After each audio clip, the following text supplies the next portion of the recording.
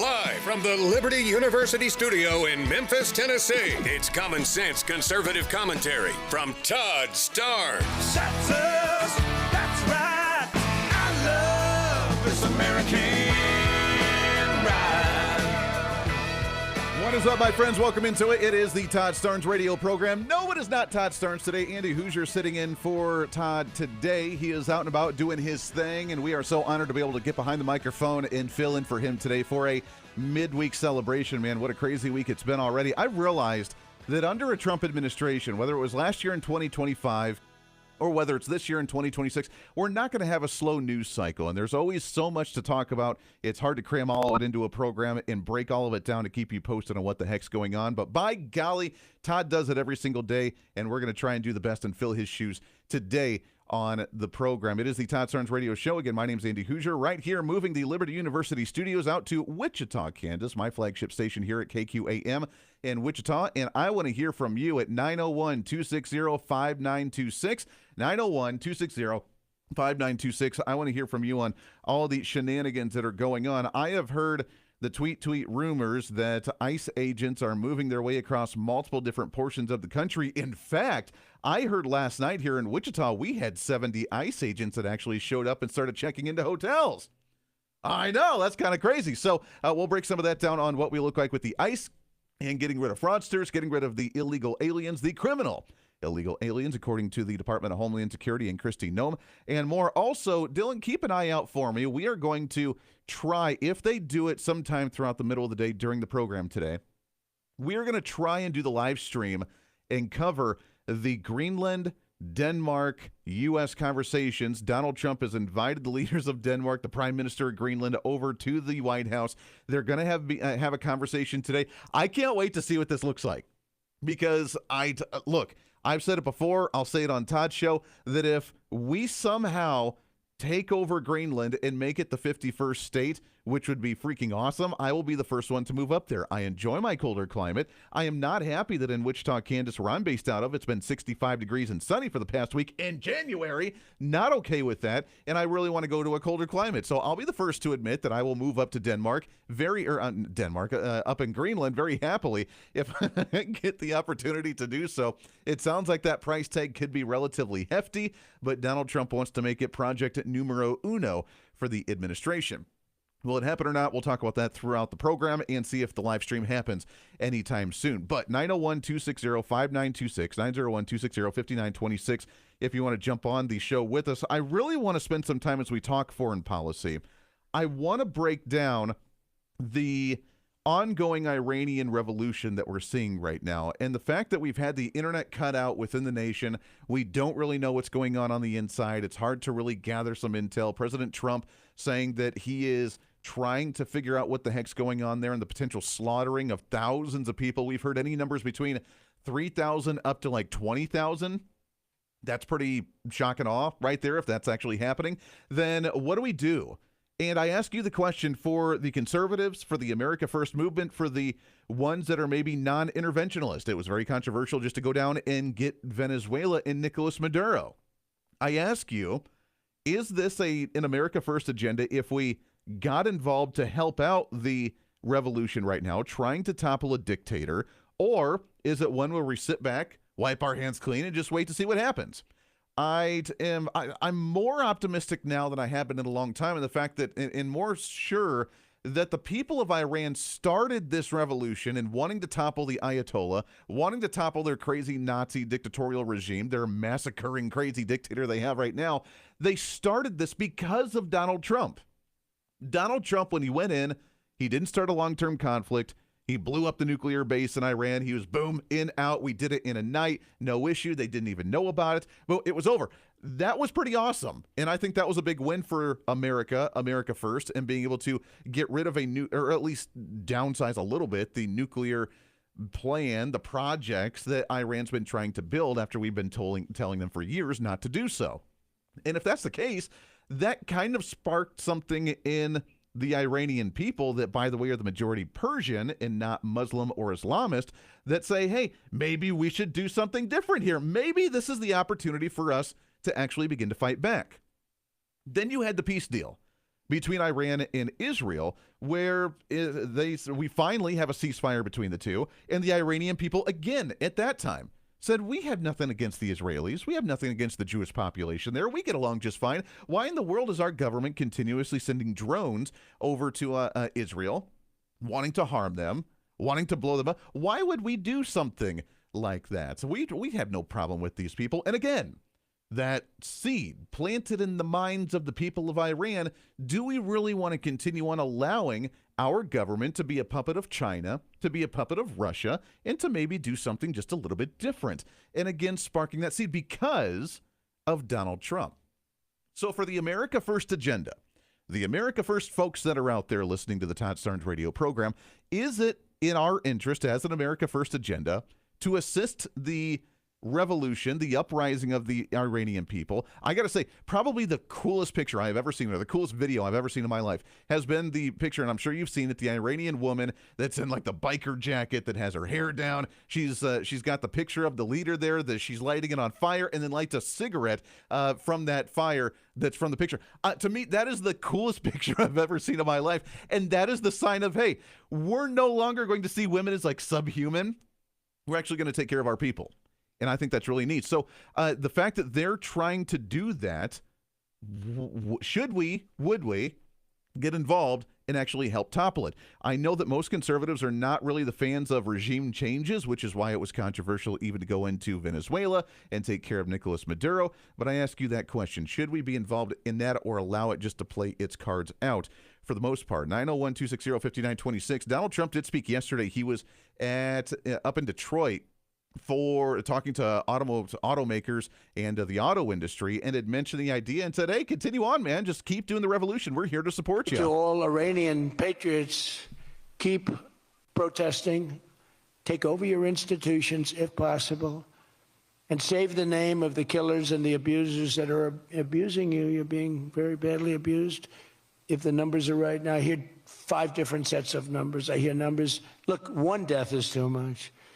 But I hear much lower numbers, and then I hear much higher numbers. But I say save their names because they'll pay a very big price. So President Donald Trump, he's been one, for whatever reason, very concerned about his legacy, very concerned about whether he's going to, quote, get into heaven. His goal is to try and create world peace. He's trying to create as many peace deals as possible.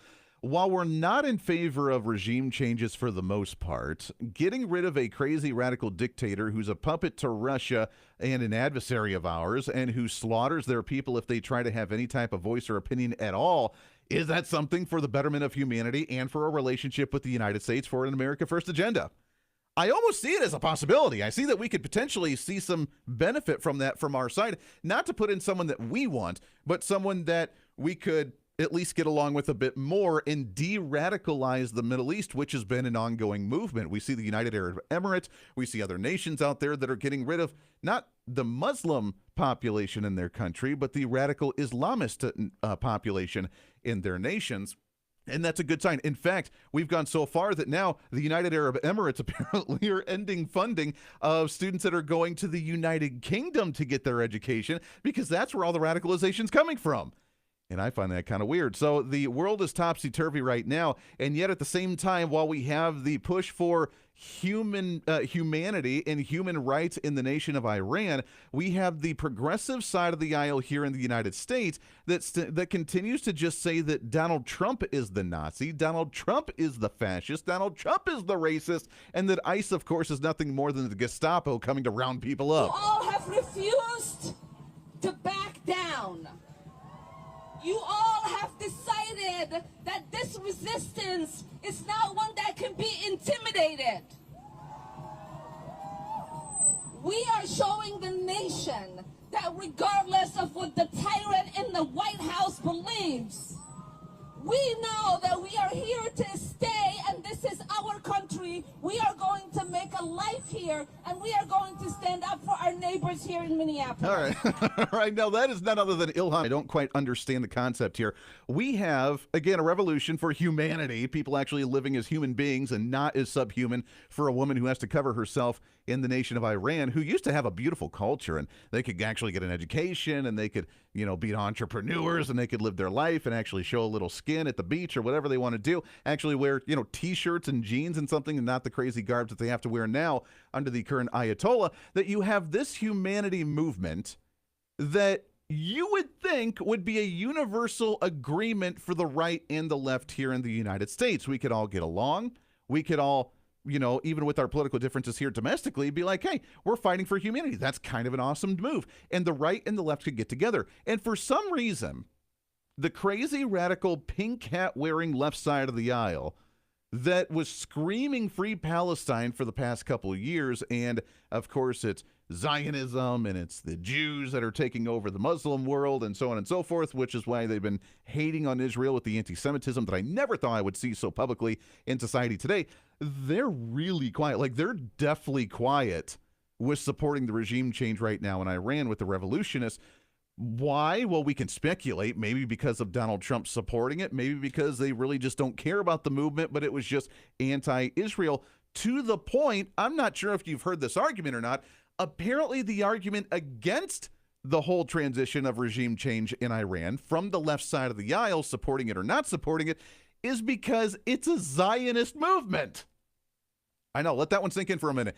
The humanity of allowing people to be treated like a human being in Iran by toppling the Ayatollah regime is apparently, the conspiracy now is the movement from Israel wanting a more favorable nation that's likable to Israel and wanting apparently Jews to take over Iran. That's where the argument is. That's the talking points we're hearing now from the other side.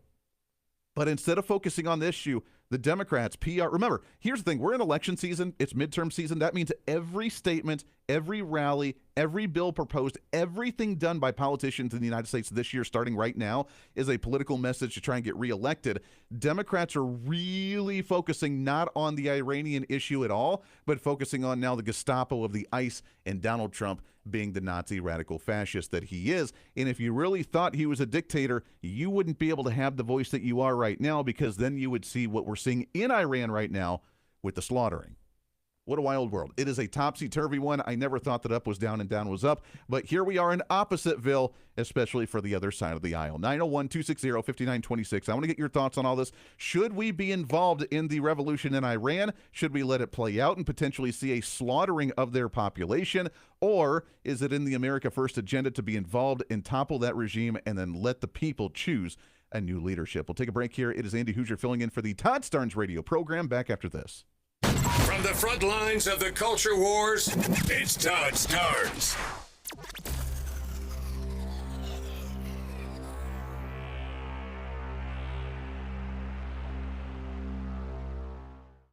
There's a quiet revolution happening in America, and it's not coming from tanks or tyrants. It's creeping into classrooms, corporate boardrooms, and even some church pulpits.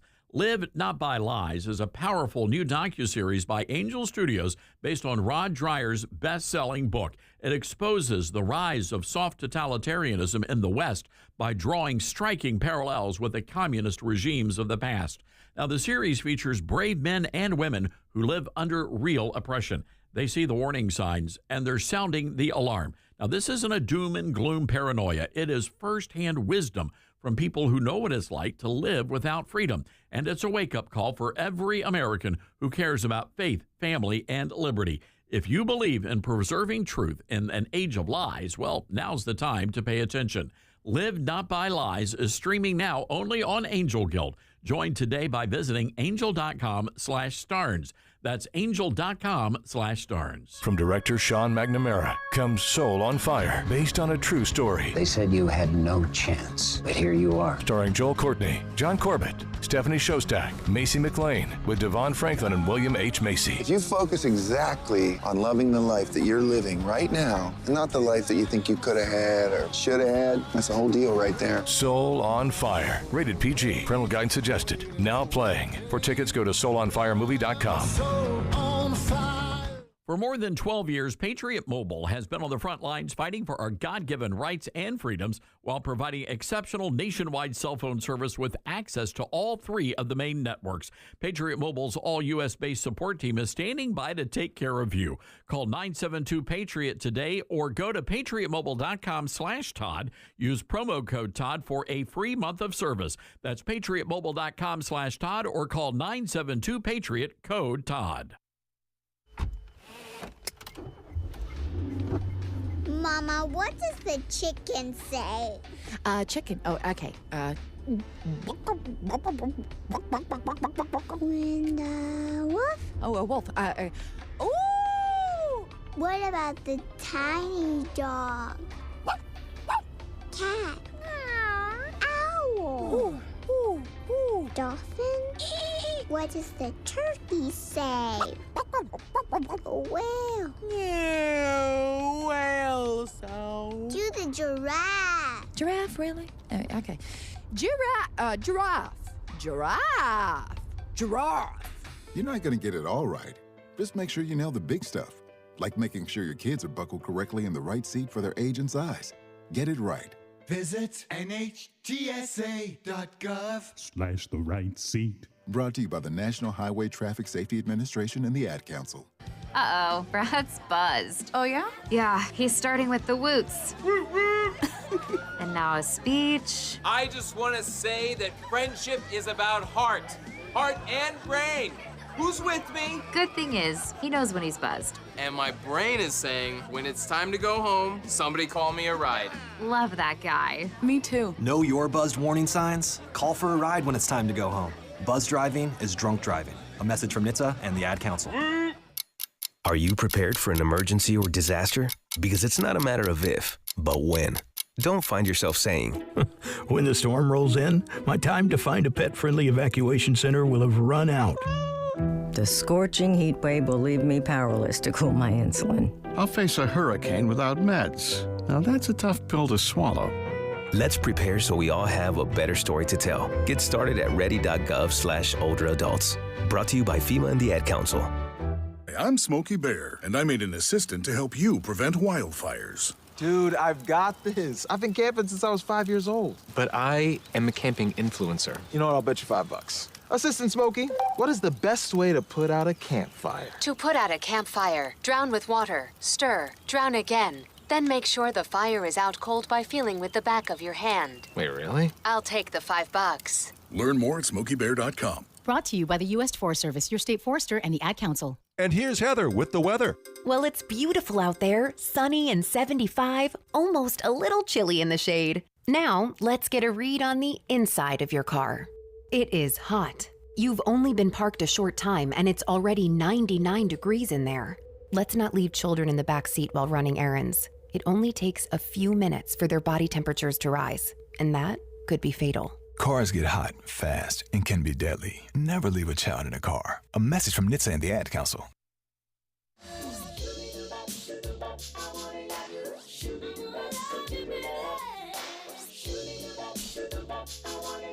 Welcome back to it. It is the Todd Starnes radio program. Great to have you. Andy Hooser sitting in today for a Wednesday, middle of the week celebration. 901-260-5926. Here's the insanity that we're up against. And again, this is election season, people paying a little bit more attention, midterm season. The battle rages on now with candidates trying to get their messaging out there, the platform of the parties that are coming out. I want you for just a moment to think about, while we have a regime that's in Iran and the Middle East that is slaughtering people for rising up and saying, we don't want you as a leader anymore, like literally killing them anywhere. Again, we don't know the full numbers, 3,000, 5,000, 20,000, whatever we're hearing right now. I don't really know. But regardless of what it is, even one is unacceptable and shows that, you know, it's kind of a dictatorial regime out there. That at the same time, the Democrats are not focused on human rights out there. Instead, they're focused on the Gestapo here in the United States. Rachel Maddow was on the Jimmy Kimmel show, which I guess Jimmy Kimmel getting renewed for another year or so. That's kind of weird. But nonetheless, was sitting down with Rachel Maddow and said, hey, these protests, the peaceful protests that we're seeing against ICE, do they really matter here in the country? Highlight these peaceful protests on your show regularly. Do you think they do any good? Do you think that anything comes from them? Yes. You do? Yes, I do. I mean, in political science terms, there's what's called the 3.5% rule, which is that if you look at authoritarian regimes of various kinds all over the world over the last century, once you have 3.5% of a population protesting nonviolently against a dictator or an authoritarian, that is essentially an unstoppable force that they can't oppose, and that precludes them from consolidating dictatorial power. 3.5%. 3.5%. It's not that much larger a number than what we're already seeing in the streets against Trump. Wait a second. So did I hear that right? A dictatorial regime that apparently is now Donald Trump, that if you have silent and peaceful protests like this, that all of a sudden now that is going to change up to 3% of the population, and we're already starting to see that. Did she just equate Donald Trump's regime as a radical dictatorial regime in the country, while at the same time we're seeing literal slaughtering of thousands of people in the Middle East, and this is where their focus is? Come on, man. That takes it to a whole new level. I mean, I get it. They have an agenda. Donald Trump's the most evil person on the face of the earth. To them, that is crazy to think that that's where we're at in society, to the point to where now we even have The View, which you can take The View with a grain of salt because they're crazy. But nonetheless, they are out there saying, where's the government to try and stop all the crazy in the world? Where is the government?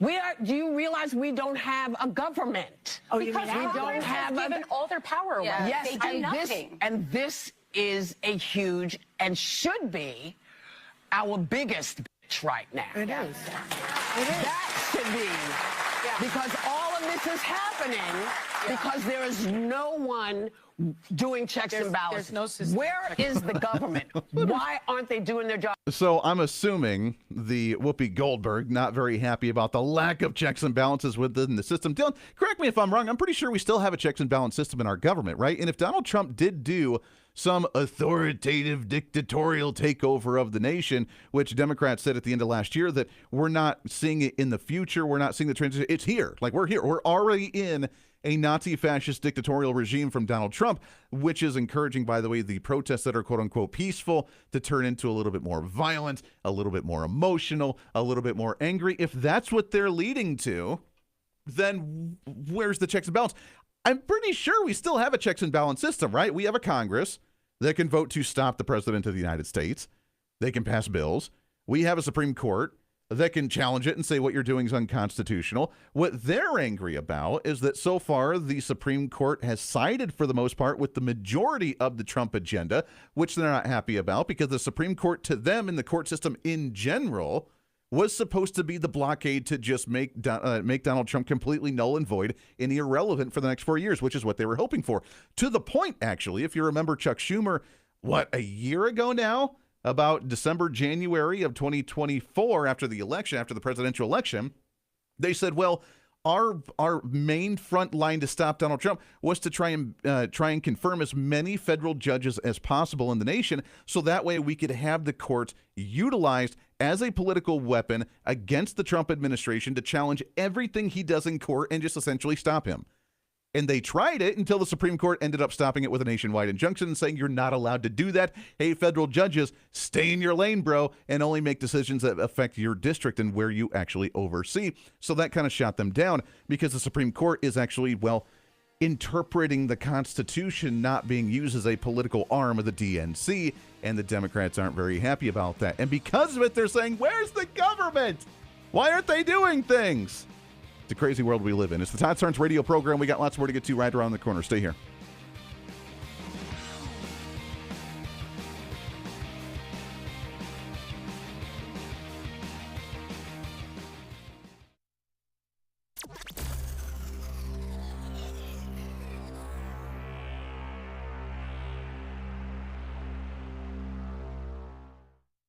Let's see, if something costs less, but people are happier with it, that sounds like something to look into, and that is MediShare. Maybe you've heard switching to MediShare to pay for healthcare can save many families up to $500 a month, and that is huge. But it's also true that people are way more satisfied after making the switch, too.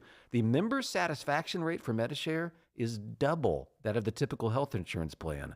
double. Medishare works, too. It's been around for 30 years. Members have shared more than $5 billion of each other's bills. People love having telehealth and a huge nationwide PPO network. So, yeah, really, you can save a ton and like it better. Imagine being happy with how you're taking care of your health care. So if you're self-employed or part of the gig economy, or you just want a plan you're happy with, you can call right now. You'll get a price within 2 minutes. So see what you can save. This is a very, very smart use of 2 minutes. Here's the number you need. Call 844-43-BIBLE. That's 844-43-BIBLE. 844-43-BIBLE.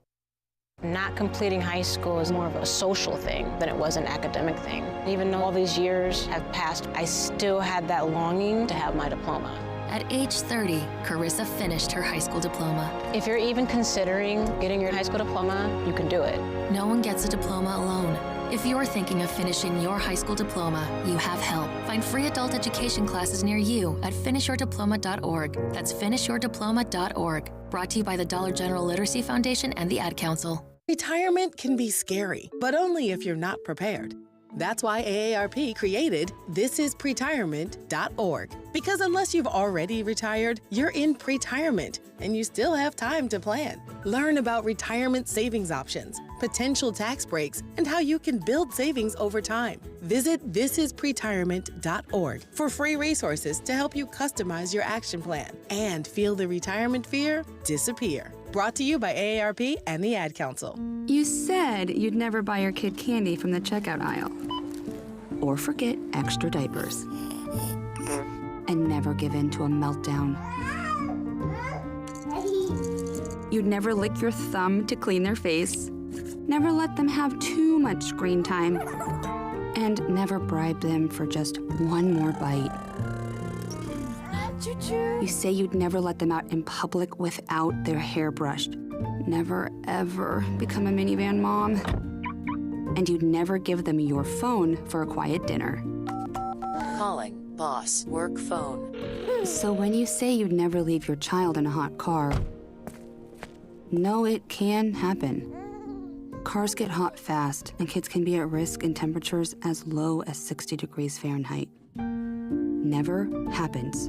Before you leave the car, always stop, look, lock. Brought to you by NHTSA and the Ad Council. Hi, this is Todd Starnes. This past year has been one of the hardest in MyPillow's history, and it's because of loyal listeners like you. They're still standing strong. To show their appreciation, they're offering special Christmas savings exclusively for our listeners. Right now, you can get the Children's Bible Story Pillow 5-pack for just $29.98, My Slippers with a free bottle of leather protectant spray for $39.98, and a variety of blankets, comforters, and duvets starting as low as $25. Plus, there's a major blowout deal on the standard MyPillow. Get this, only $14.98. Visit MyPillow.com or call 1-800-839-8506 and use promo code STARNS to unlock these wholesale prices. That includes the standard MyPillow, normally $49.98, now just $14.98, with queen sizes marked down to $18.99 and king sizes for only $1 more. That's MyPillow.com or call 800-839-8506 and use promo code STARNS. As veterans, we're no strangers to helping others. That's what we were taught, service before self. But we do have one question for the veterans listening. When was the last time you reached out for help? If you or someone you know needs resources, whether it's for stress, finances, employment, or mental health, don't wait. Reach out. Find more information at va.gov/reach. That's va.gov/reach. Brought to you by the United States Department of Veterans Affairs and the Ad Council. Smokey the Bear. Then you know why Smokey tells you when he sees you passing through. Remember, please be careful, it's the least that you can do. What you desire, don't play with matches, don't play with fire. After 80 years of learning his wildfire prevention tips, Smokey Bear lives within us all. Learn more at SmokeyBear.com. And remember, only you can prevent wildfires. Brought to you by the USDA Forest Service, your state forester, and the Ad Council.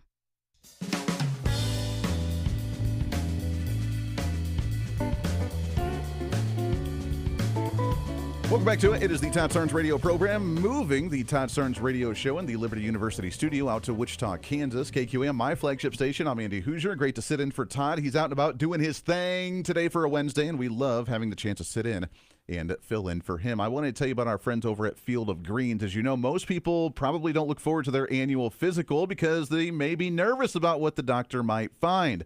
I get it. It's typical. It's totally a rational fear, right? Everybody's scared of the dentist and their annual checkup. That's okay. That's why what you do before the appointment actually matters. So before your next checkup, make one health change that your doctor will notice or your money back. Make it Field of Greens.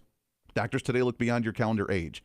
They look at the biological age that you have, which is how healthy your cells and vital organs are. Field of Greens was designed with that in mind. Each fruit and vegetable is doctor selected to support your cells, your heart, your lungs, your kidneys, your healthy weight, and so much more. In fact, a university study found that participants who only added Field of Greens saw measurable improvements in key health markers. Just one change ends up changing everything. That's why Field of Greens promises your doctor the changes that you'll notice with your improved health or your money back. Go into your next physical confidence. One scoop, once a day, boom, that's it, done. Make it Field of Greens, your one smart change this year for 2026. Check out the university study and get 20% off at fieldofgreens.com. That's fieldofgreens.com and use promo code STARNS. Again, fieldofgreens.com, use promo code STARNS. All right, I want to go to the Patriot Mobile Newsmaker hotline here.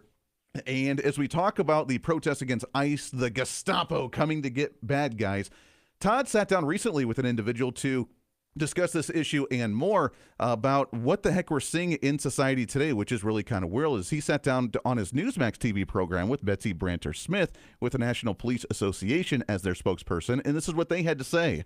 Joining me now is Betsy Brantner Smith, a spokesperson for the National Police Association. Betsy, good to have you with us.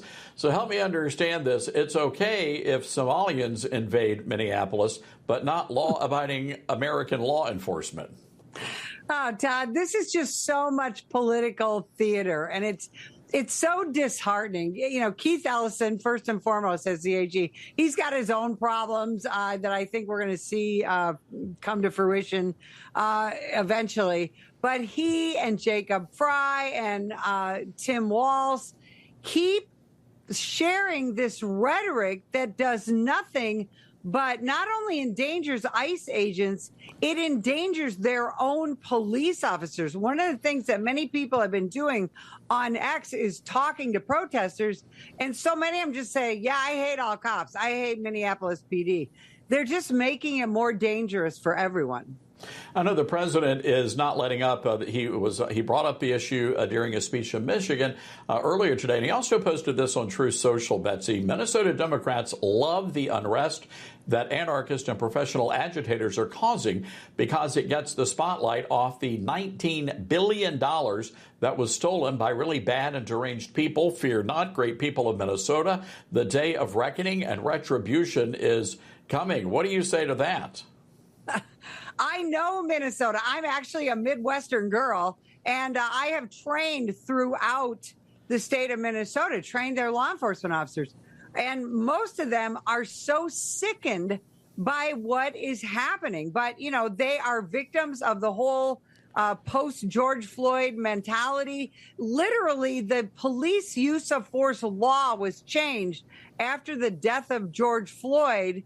And so now you have these leaders who are so frustrated that they can't just arrest this ICE agent for doing his job and for saving his own life and the life of his partner.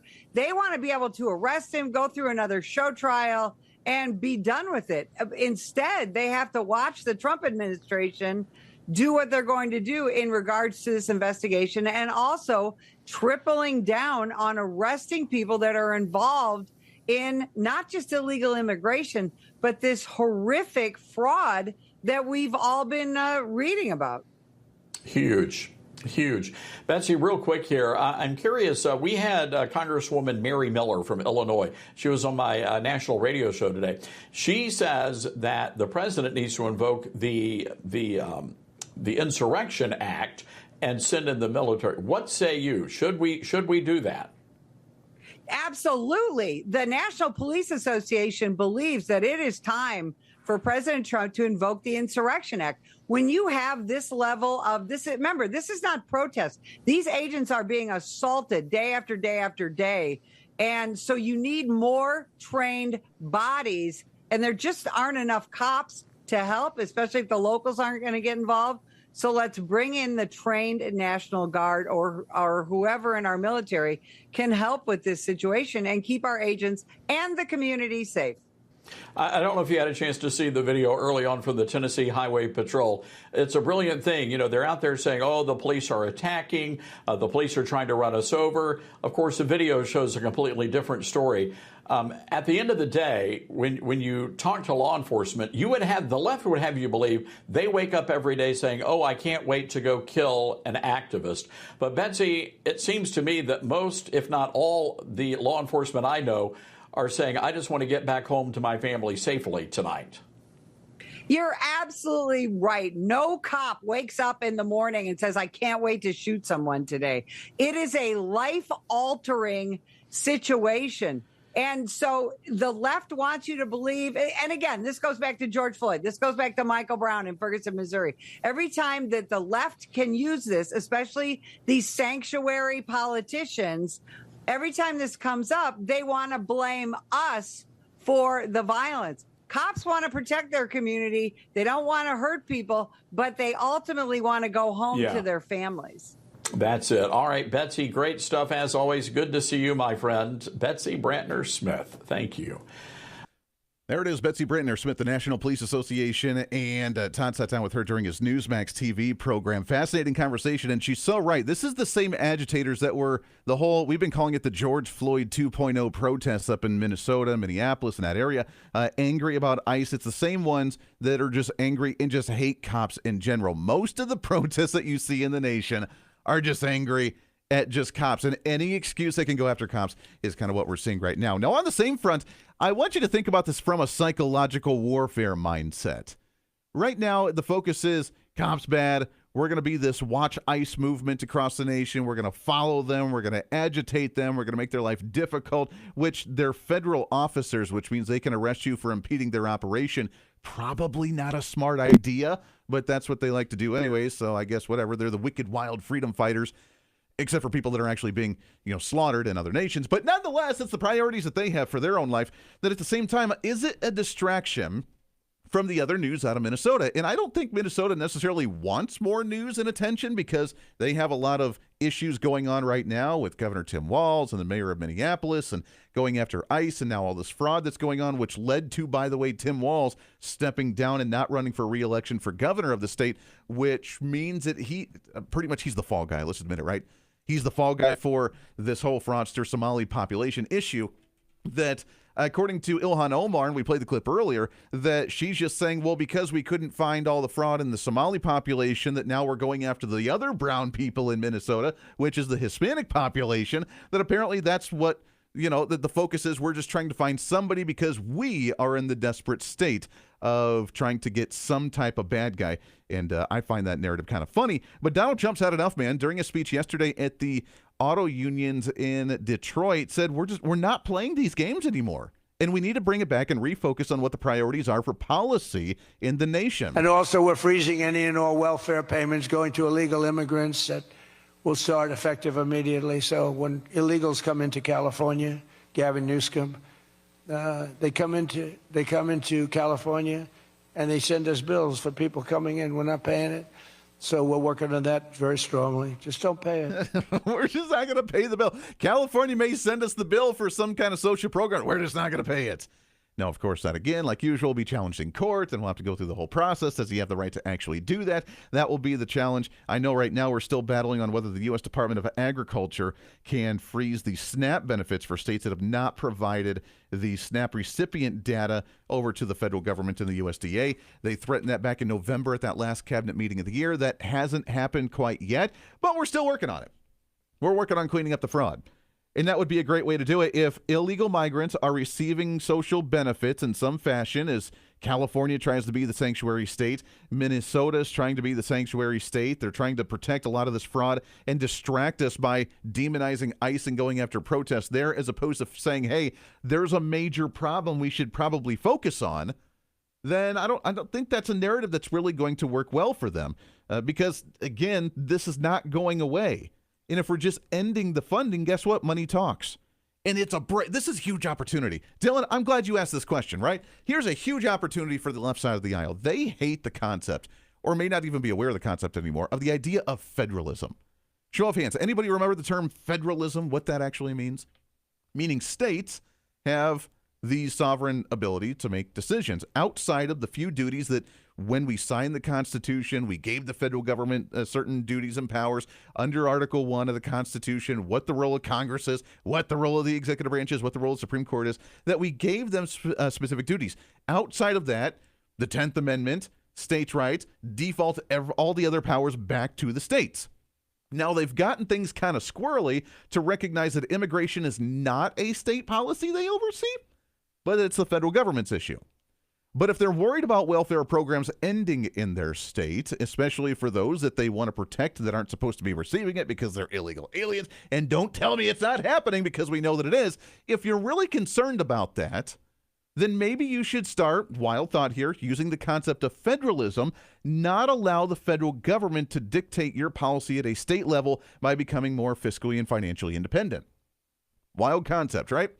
And this is something that Todd's talked about, I've talked about quite a bit throughout different programs, is that we need to get back to that anyways, and it not only helps conservatives when a Democrat's in power and Joe Biden's trying to bully. I'll never forget the conversation, if you remember John Kasich, the former governor of Ohio. Not a big fan. I grew up in Ohio. Not a big fan of the guy. But when he was running for president, the first Trump turn around, and John Kasich despised Donald Trump at that time, he was on the debate stage and made a comment about, I don't remember, it was something about gay marriage or abortion or some kind of social issue. And he made the comment and openly said the quiet part out loud on the debate stage that said, yeah, I would love to change policy on this issue as a state, but I can't.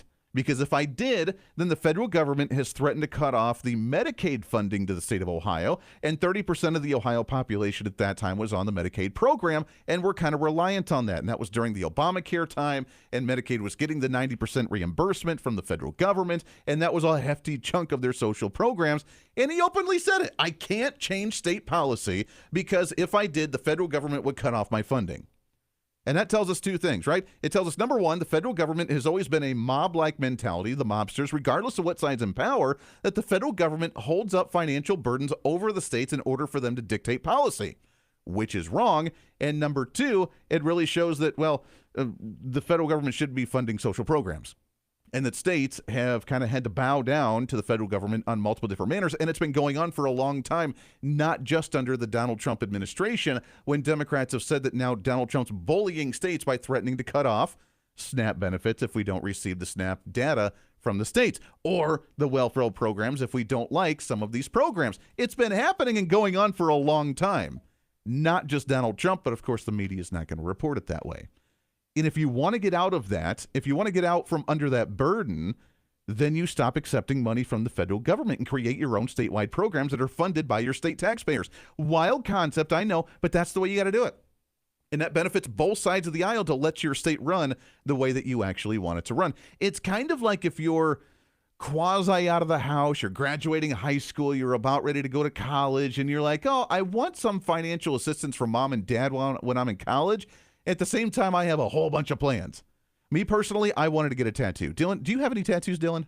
I do have a tattoo, yeah. You do have a tattoo. Okay. When did you get it? Did you get it in college? I got it right when I turned 18. Very rebellious of me. See, you are a rebel, man. You are. See, I wanted one as well. My parents hated tattoos, and they told me when I was in college, if you get a tattoo, then obviously you can afford a tattoo, and therefore you don't need any more financial assistance from mom and dad when you're in college. And that was the threat that they made. They held that over my head, and I was not able to get a tattoo. I know people are laughing right now and saying, oh my gosh, really? You're talking about tattoos? It's a great example because I wanted to get a tattoo. I had to wait until after I was off the financial support of mom and dad in college. When I went off on my own, then I got my tattoo, and now I'm happy as a clam. And now I want a whole bunch more tattoos, but that's another story for another time. But it's the same situation. If you don't want the rules of the House, then you leave the House and you end up going and doing your own thing. Democrats haven't quite figured that out yet because they like the mothership of the grand, large government taking care of you, funding all of your programs, and like California, where you can get in massive amounts of debt and you can just have the federal government bail you out by subsidies. coming in from other states. Your thoughts on this and more, 901-260-5926. It is the Todd Starnes radio program. Stay here. You're with Todd Starnes.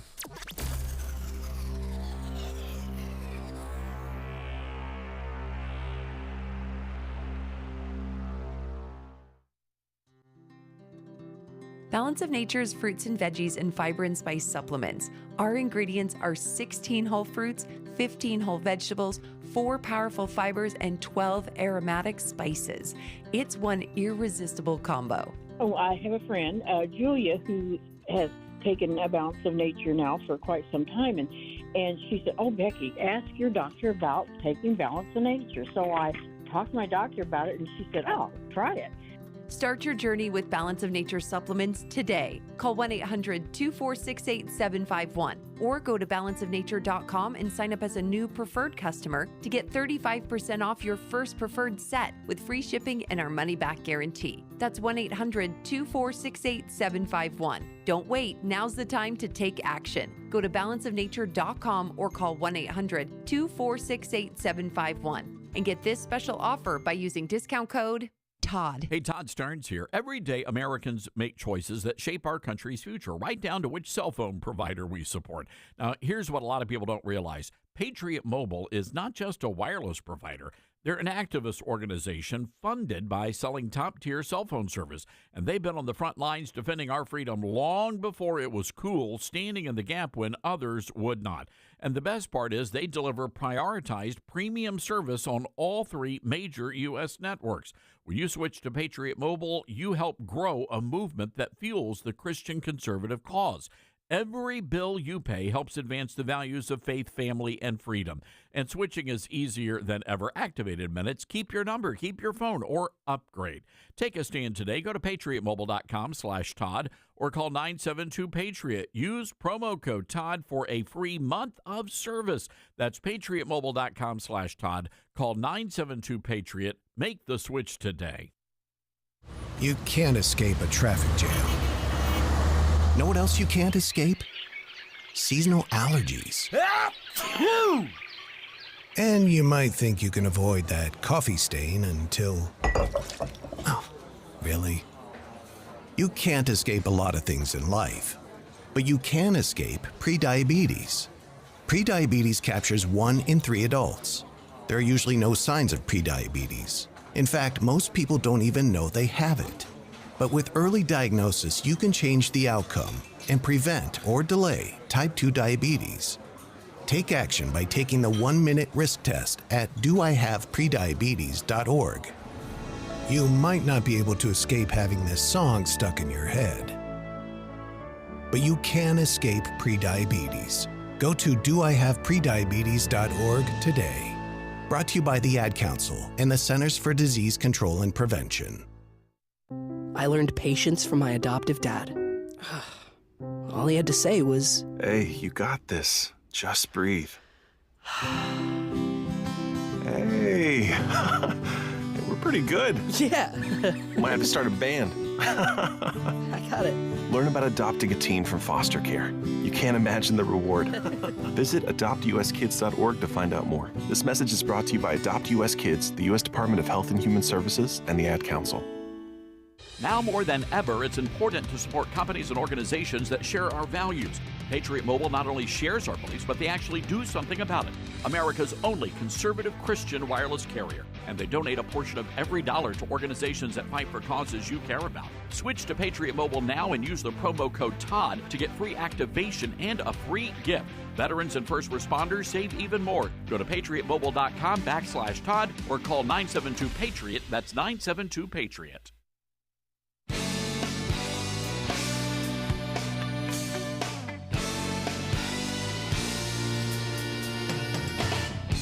Welcome back to it. It is the Todd Starnes radio program. I like the analogy we use of the tattoo. I think that worked out really well. You know what? That fit the narrative quite well on the idea of becoming financially, wicked, wildly independent as a state. And I think that you should for sure, because Donald Trump, by the way, not only stopped at the "we're going to stop welfare programs coming into states" during his speech, but he went as far as anybody who may be considered a sanctuary state or city may also be ending some of their funding. Additionally, starting February 1st, we're not making any payments to sanctuary cities or states having sanctuary cities because they do everything possible to protect criminals at the expense of American citizens, and it breeds fraud and crime and all of the other problems that come. So we're not making any payment to anybody that supports sanctuary cities. Look, again, I mean, it's going to be challenged in court. We'll see if that actually follows through, but that's pretty awesome if we're able to make something like that happen and say if you're not abiding. And again, we have to understand constitutional rule. I'm glad that we have an opportunity to do Constitutional Oversight 101 on the Todd Starnes radio program today for a Wednesday. Immigration is a federal policy. It is not a state policy. It is not a city policy. It's not a county policy. States and cities and counties cannot declare themselves as sanctuary for undocumented illegal aliens. That's not how law works. And if you think that you can just take the responsibility into your own hands, then you're sadly mistaken, and the federal government's going to correct you on that pretty quickly. Kind of like if you choose not to pay your taxes. It may be stupid we have to pay so many taxes, but if you don't, see how well that works out for you. Because it usually doesn't work out too well for most individuals. Now, that's not to say that if the federal government does not hold up their end of the bargain as someone whose duty it is to oversee immigration policy, then you have to figure it out on your own. And you'll remember during the Biden administration when they were like, we need to pass a bill, we can't enforce anything yet. Then Texas took the matters into their own hands and put the buoys out in the river, and they were trying to stop it with themselves and deal with immigration flooding in during that time. And then Trump came in, and within, 3 months, we saw zero crossings. It changed pretty quickly on that front. So, we have some work to do. Their priorities are kind of messed up from the other side of the aisle, but they're recognizing, and hopefully they will realize pretty soon, that the funding will dry up for their states unless they make some drastic changes and begin to work with us instead of try and fight against us. We can do it the easy way or the hard way, and we're going to follow and abide by the Constitution, which leads to, by the way, I just saw a headline during the break that the number of Democrats in the House of Representatives has now reached 60 Democrats that are advocating for the impeachment of Kristi Noem as the Department of Homeland Security because of all the ICE issues and drama that we're seeing. 60 Democrats. Please tell me again how midterm elections aren't going to be pretty wild this year with Democrats desperate to get that majority and push for impeachment of every Trump cabinet member and Donald Trump himself. Lots more coming up. Stay here.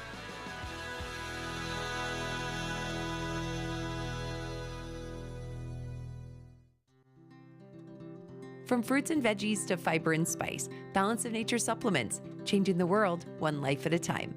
Well, I stopped taking it for a while, and then it dawned on me, so I started taking it again. And I don't know, I like it. I mean, I love them. I'm never going to stop taking them. And I've got a friend that's coming over here. I'm giving her a little bit for her to go try.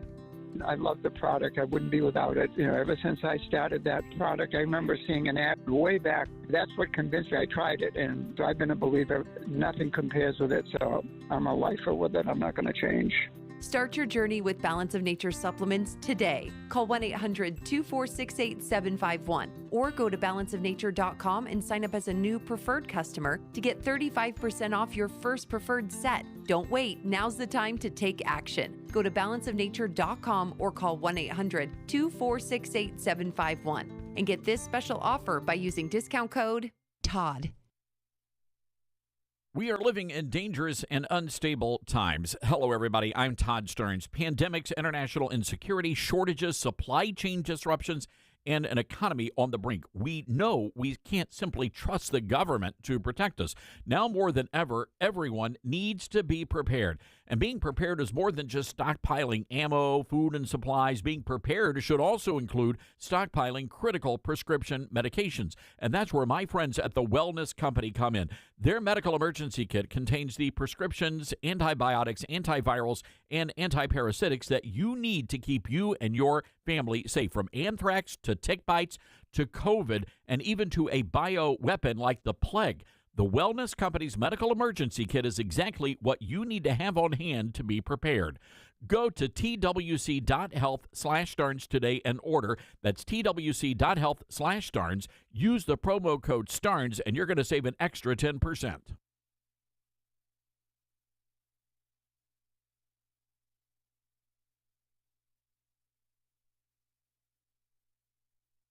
Hello, Americans. I'm Todd Starnes. Stand by for news and commentary next. From Affirm Films and director Sean McNamara comes Soul on Fire, based on a true story. When John O'Leary suffers burns over 100% of his body, it's a battle for survival. But through the care and support of community heroes, John's resilience leads him to discover what it means to truly live. The most powerful weapon on earth is the human soul on fire. Soul on Fire. Rated PG, parental guidance suggested. Now playing. More information is available at soulonfiremovie.com. Soul on fire. Children at Westland Middle School in Bethesda, Maryland, got an in-depth lesson in transgenderism the other day. It was part of the school's Transgender Awareness Week, celebrating kids who are confused about their sexuality. 6th graders were provided advice for coming out to their parents and 8 tips for being non-binary. The school wanted kids to understand the difference between sex and gender, and then kids were quizzed on the lessons. In other words, the teachers wanted to make sure the kids had been brainwashed by the perverted pornographic propaganda. Sadly, our schools are being run these days by the alphabet mafia. Fox News obtained a copy of a lesson, and I was somewhat amused by one of the questions. How do people know if they're a boy or a girl? Well, back in the 1980s, kids normally figured out the answer to that question by whether they sat down or stood up to use the bathroom. I'm Todd Starnes.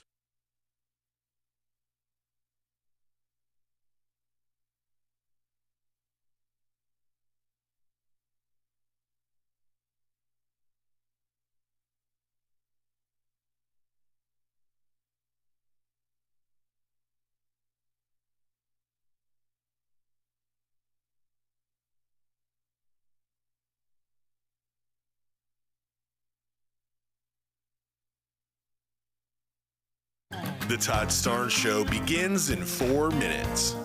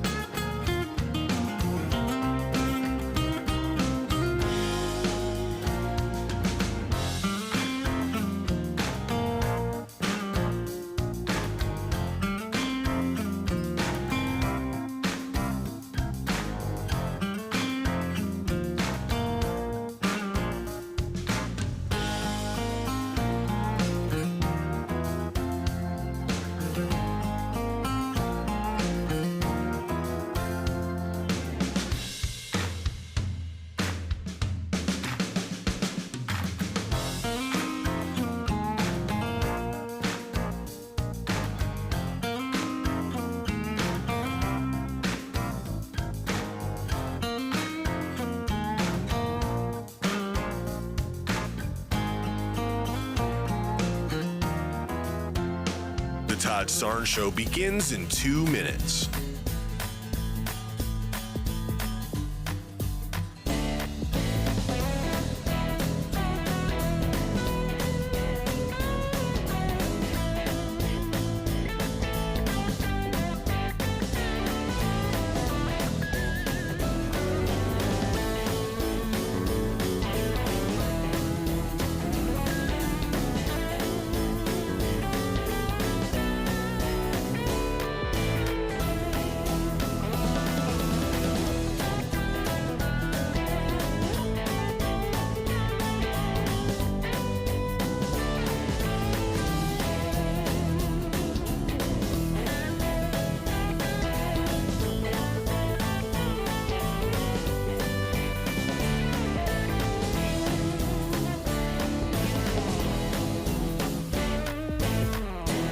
The Todd Starnes Show begins in 1 minute.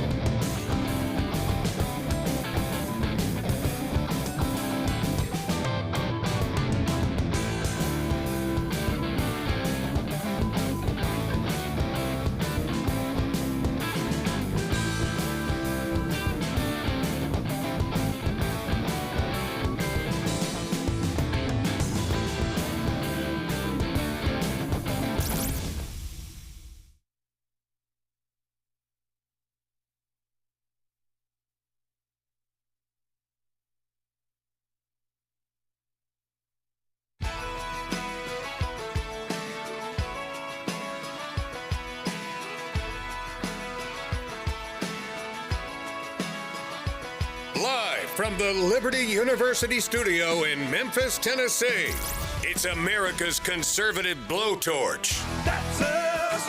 That's right.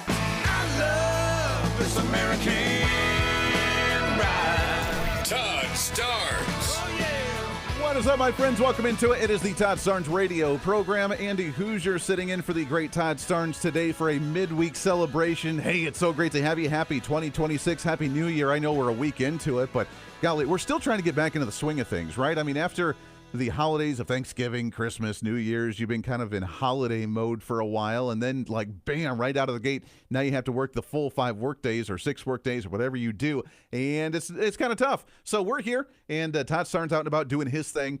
It's so great to be able to fill in for his seat today, moving the Liberty University studios out to Wichita, Kansas on KQAM, my flagship station, a great affiliate of the Todd Starnes radio program. And I want to hear from you today, 901-260-5926, 901-260-5926. There is plenty to talk about for sure. Liz Peek will be on the program, a columnist at the bottom of the hour. I know a weekly visit with her jumping on the Todd Starnes program to discuss multiple different issues, and there's plenty to talk about. I'm still waiting. Dylan, again, keep me apprised. We're waiting for the live video or the potential conversation with Denmark and with Greenland that we'll get to in just a moment here. Also, apparently Donald Trump's about ready to do a signing ceremony for some bill. We don't know what bill it is, so if any of that happens during the program, we will go live to those and cover some of it. But that being said, there has been a lot of activity in Congress the past few days, and I say that, well, quasi-progressive, right? And progressive being actual, like productive, not progressive ideologically. There has been a lot of movement because we are, 2 weeks away now, 3 weeks away from the end of the month of January. That means if Congress does not approve the rest of the appropriations process, we could see another government shutdown. And if the government shuts down, it won't be like it was last time in October, but it's still a little ridiculous. Congress, you have one job, bro. One job, especially House of Representatives, the power of the purse. You have one job.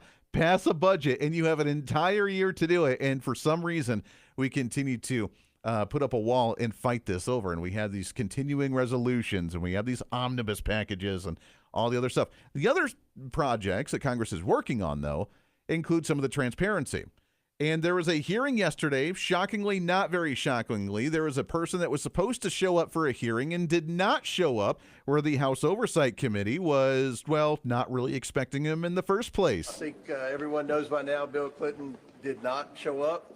And I think it's important to note that this subpoena was voted on in a bipartisan manner by this committee. This wasn't something that I just issued as chairman of the committee. This was voted on by the entire committee in a unanimous vote of the House Oversight Committee to subpoena former President Clinton and former Secretary of State Hillary Clinton. Now, Hillary Clinton's supposed to show up tomorrow. We'll see what happens there. But with respect to the former president, he did not show up today. One reason I think most Americans want President Clinton to answer some questions is because he visited the White House. Jeffrey Epstein visited the White House 17 times while Bill Clinton was president. I've been in Congress 9 years. I think I've been to the White House 9 times in 9 years.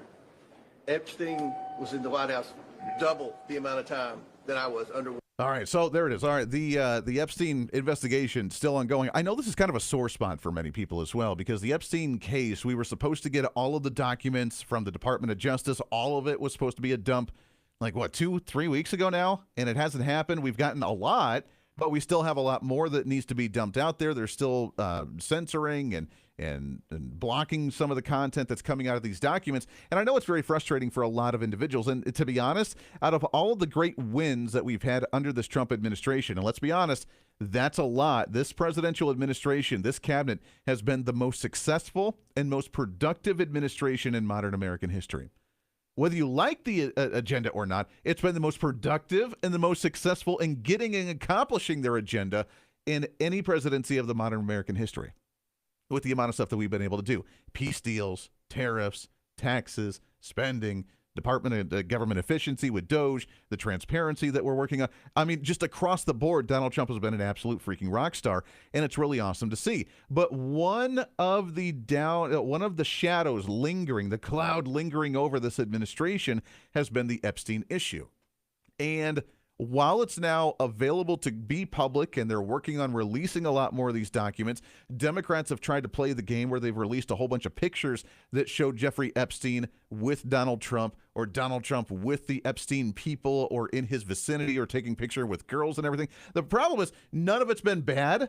And they've been pictures that we've already seen, or they've been in public areas where there's no shenanigans actually going on. But those have been the selective photos that Democrats in the Oversight Committee have been releasing to the general populace. The problems that we have are the ones that really, truly, honestly do have some questions to be answered because there's legitimate problems like, I don't know, Bill Clinton having a painting of him in a blue dress at the Epstein Island, that you should probably ask about that.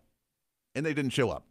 And the reason they probably didn't show up, and Hillary more than likely is not showing up today, is because of the fact that, well, they don't take it serious, that it's going to be a hearing, they're going to banter, we're going to grandstand, make a few different audio clips and sound bits about how angry we are about not showing up and getting down to the root of the issue, and then we're going to blow off it, and it's just going to go nowhere.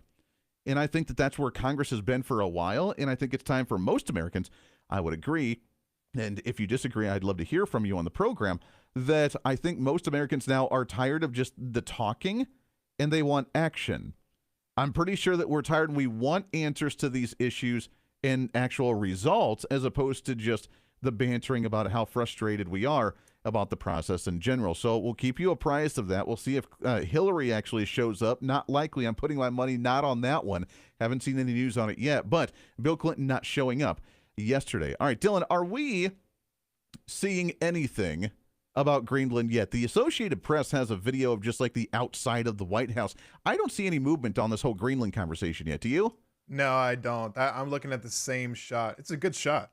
It's a beautiful shot. I mean, it's a beautiful White House, the most beautiful White House we've ever seen on the face of the earth. Don't worry, it's wonderful. I'm really excited to hear this conversation.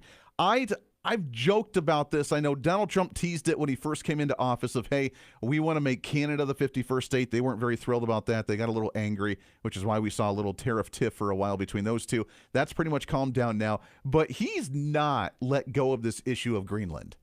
And I find that really fascinating. Now, for those that are, Andy, you're imperialist, you're taking over another nation. That's not how things work in the 21st century. That's a completely different conversation. You got to remember that we've had a long history with Greenland. And I know back in the early 1900s, we essentially gave Greenland over to Denmark to oversee and just said, hey, you guys kind of handle this. We're done with the area, although we probably had most purview of it at that time. Then in the 50s, at the same time, then Denmark allowed us to have military protection over Greenland. So we've had a long history with Greenland over the decades, which has been honestly really cool. Donald Trump made a statement a couple of days ago about how, we're just going to go in and take it over because, well, they have 2 dog sleds that are actually protecting it.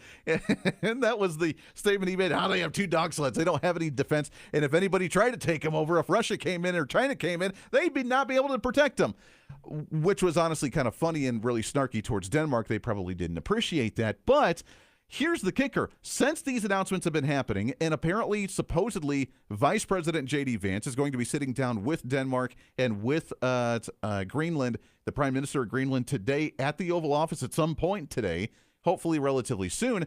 While that's happening, we're getting word from the English news about now how Denmark has sent military forces to Greenland for protection.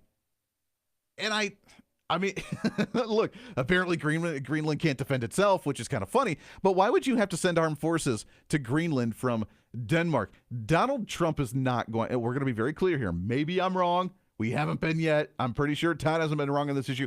I don't think that the United States is going to militarily invade Greenland. Dylan, I don't think that's going to happen. That would be hilarious, but I don't think it's going to happen. Yeah, I agree with you. Yeah. I mean, maybe. There's how many people? Let's do a quick Google search live on the air here. Population of Greenland. What is that? Population of Greenland. Because it's not very much. 56,000 people. That's it. 56,000. That is, I don't even know how to put a comparison to that. That's not a lot of people at all in the entire large span of Greenland. Now, I've said before, I enjoy colder climates. I've been very angry. Our Christmas in Wichita, Kansas was 70 degrees on Christmas Day. It has been 65 all the first week of January in Kansas. I'm not thrilled about that.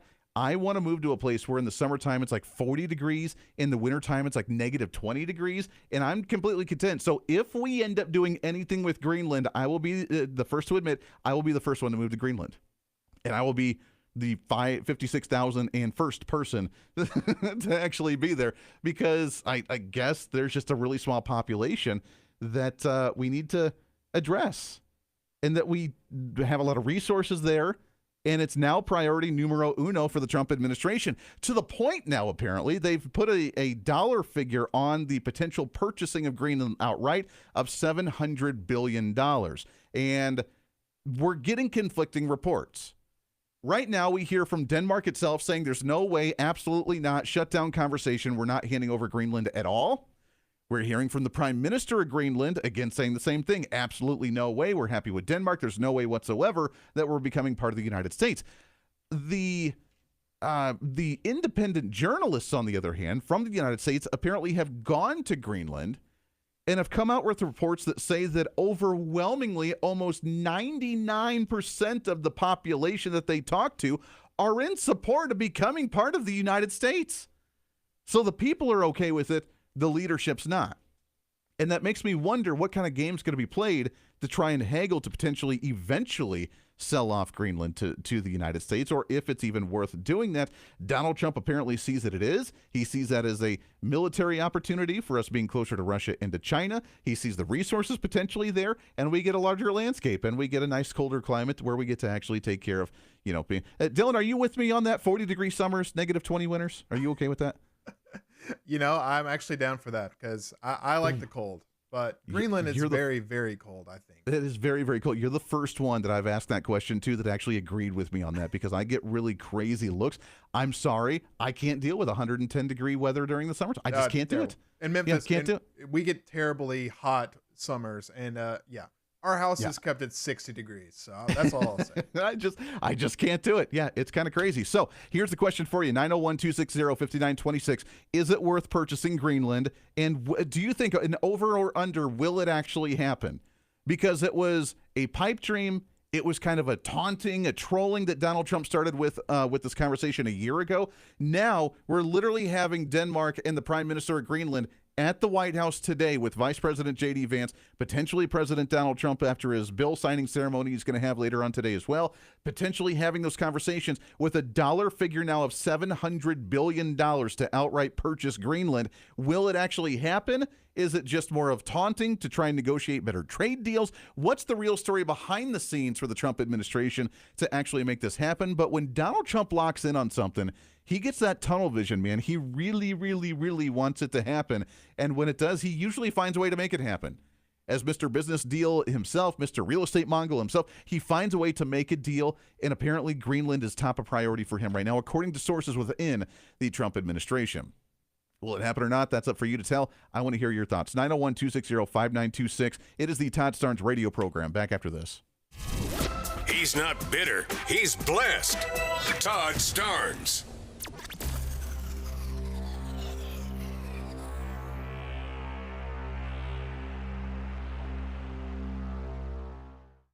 Hi, this is Todd Starnes. This past year has been one of the hardest in MyPillow's history, and it's because of loyal listeners like you. They're still standing strong. To show their appreciation, they're offering special Christmas savings exclusively for our listeners. Right now, you can get the Children's Bible Story Pillow 5-pack for just $29.98, My Slippers with a free bottle of leather protectant spray for $39.98, and a variety of blankets, comforters, and duvets starting as low as $25. Plus, there's a major blowout deal on the standard MyPillow. Get this, only $14.98. Visit MyPillow.com or call 1-800-839-8506 and use promo code STARNS to unlock these wholesale prices. That includes the standard MyPillow, normally $49.98, now just $14.98, with queen sizes marked down to $18.99 and king sizes for only $1 more. That's MyPillow.com or call 800-839-8506 and use promo code STARNS. Most people don't look forward to their annual physical because they're nervous what the doctor might find. I know that's how I feel. That's why what you do before the appointment matters. So before your next checkup, make the one health change your doctor should notice or your money back. Make it Field of Greens. Doctors today look beyond your calendar age. They look at biological age, how healthy your cells and vital organs are. Field of Greens was designed with that in mind. In fact, a university study found participants who only added Field of Greens saw measurable improvements in key health markers. Just one change changed everything. That's why Field of Greens promises your doctor will notice your improved health or your money back. Go into your next physical confident. One scoop once a day, done. Make Field of Greens your one smart change this year. Check out the university study and get 20% off at fieldofgreens.com. Promo code Starnes. That's fieldofgreens.com. Promo code Starnes. What I know about courage, I learned from my adoptive mom. She said sometimes you just gotta hold on and know we'll get through this. Mom, we are so high up. Hold my hand. No, you hold my hand. Here we go. Learn about adopting a teen from foster care. You can't imagine the reward. Visit adoptuskids.org to find out more. I learned patience from my adoptive dad. All he had to say was, Hey, you got this. Just breathe. Hey, we're pretty good. Yeah. Might have to start a band. I got it. Learn about adopting a teen from foster care. You can't imagine the reward. Visit adoptuskids.org to find out more. This message is brought to you by Adopt US Kids, the U.S. Department of Health and Human Services, and the Ad Council. Most people out here think that taking care of one another is important. And most people would step up for a neighbor going through a tough time. Most people around here help out friends and family when they need it. But the funny thing is, most of us won't look for help when we need it. Talk to someone if you're struggling with mental health, because most people out here really care. Find more information at loveyourmindtoday.org. That's loveyourmindtoday.org. Brought to you by the Huntsman Mental Health Institute and the Ad Council. My mom has taken up going to the park to practice yoga. My dad's going to a club, but not a book club, a salsa club. Finding new hobbies comes with age. My mom has started getting lost and not knowing where she's going. Becoming lost or disoriented doesn't. Confusion with time or place may be a sign of Alzheimer's. An early diagnosis can help improve the quality of life for your loved one. Learn the warning signs of Alzheimer's at 10signs.org. Brought to you by the Alzheimer's Association and the Ad Council. Hear that? That's the sound of your life. Perfectly imperfect. Beating in rhythm to the world you've created. But every time you drive after drinking, the music gets drowned out. Your life sounds pretty great. Don't let a buzz ruin it. Buzz driving is drunk driving. Don't drive buzzed. A message from NHTSA and the Ad Council. Are you prepared for an emergency or disaster? Because it's not a matter of if, but when. Don't find yourself saying, I'll trust water bottles and a flashlight to save the day, but I'll be proved wrong. With a tornado approaching, I'll realize that I lack a wheelchair-accessible shelter. When the floodwaters rise, I'll be up in the attic with 20 cans of beans. It's a recipe for disaster. let's prepare so we all have a better story to tell. Get started at ready.gov/older adults. Brought to you by FEMA and the Ad Council.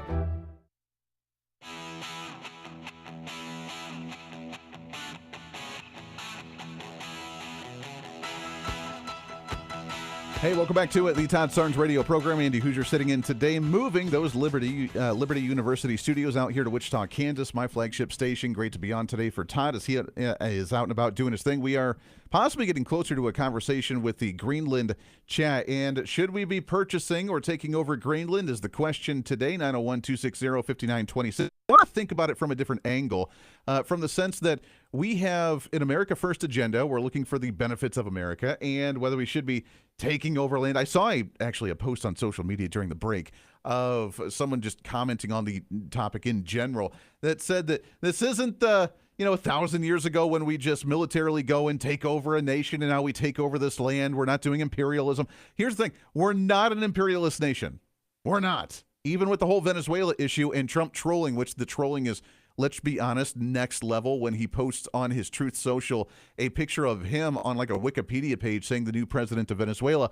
That's next level trolling, but we're not actually taking over Venezuela. We're kind of dictating policy right now, but we're doing it the right way, that if we are going to take out a leader, then we're going to make sure the right person gets in office that's not going to be the same kind of person just to refill the gap again, and that we're going to have a good relationship with them and that everybody can be happy. And that's the proper way to do it. This isn't the George Bush era, we're going to take over Iraq, then do the purple finger voting, if you remember that. Everybody had the purple finger saying that they voted, trying to implement a constitution when that style of governance went so far over their heads and they got the glossy-eyed, they had no clue how to actually work it, which is why it crumbled really bad. And then you had the different religious sects that just didn't like each other, and you had to try and get all of them to get along, and it was a major failure.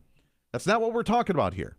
With Venezuela, that was strategic because we had Nicolas Maduro, who had a $50 billion bounty on his head because he was human trafficking. He had put assassination hits on elected officials here in the United States. He was human trafficking, drug trafficking. He was just a bad guy, and he was a wanted man. And we did a military operation with law enforcement to extract him, and we didn't take over the soil. It's not part of the United States. It quasi kind of is right now based on policy dictating that we're doing, but it's not going to be that way for long. With Greenland, I don't know why Denmark has now they've sent not only the military, but it's their Danish armed forces, where they've showed up, according to a Danish broadcaster that said it on earlier today on Wednesday, actually, saying that Denmark is deploying military equipment and advanced troops to the island to prepare for the possible arrival of large forces from the Danish army and other branches of the armed forces to prepare for a potential invasion, saying, quote, a more prominent and larger military presence will be had as a clear response to the challenges facing the Arctic.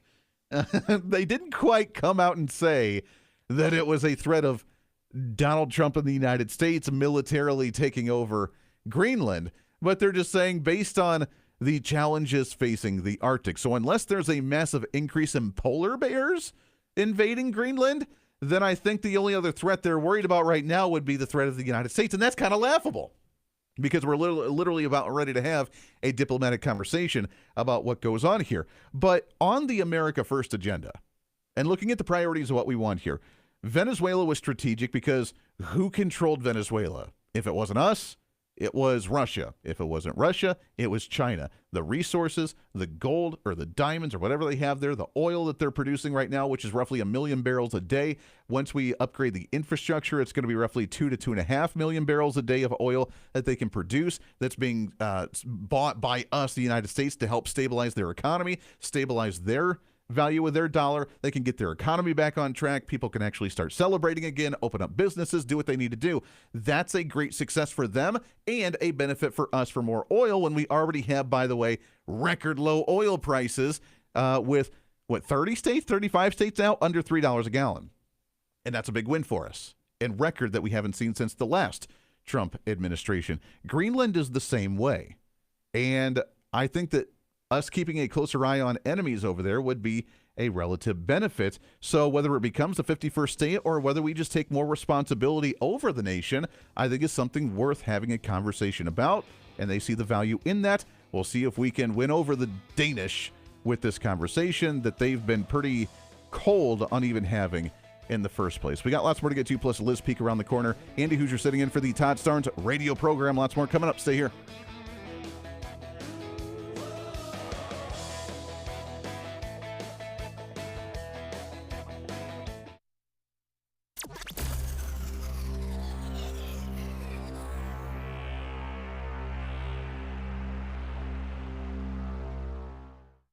We're live here outside the Perez family home, just waiting for and there they go, almost on time this morning. Mom is coming out the front door strong with a double-arm kid carry. Looks like Dad has the bags. Daughter is bringing up the rear.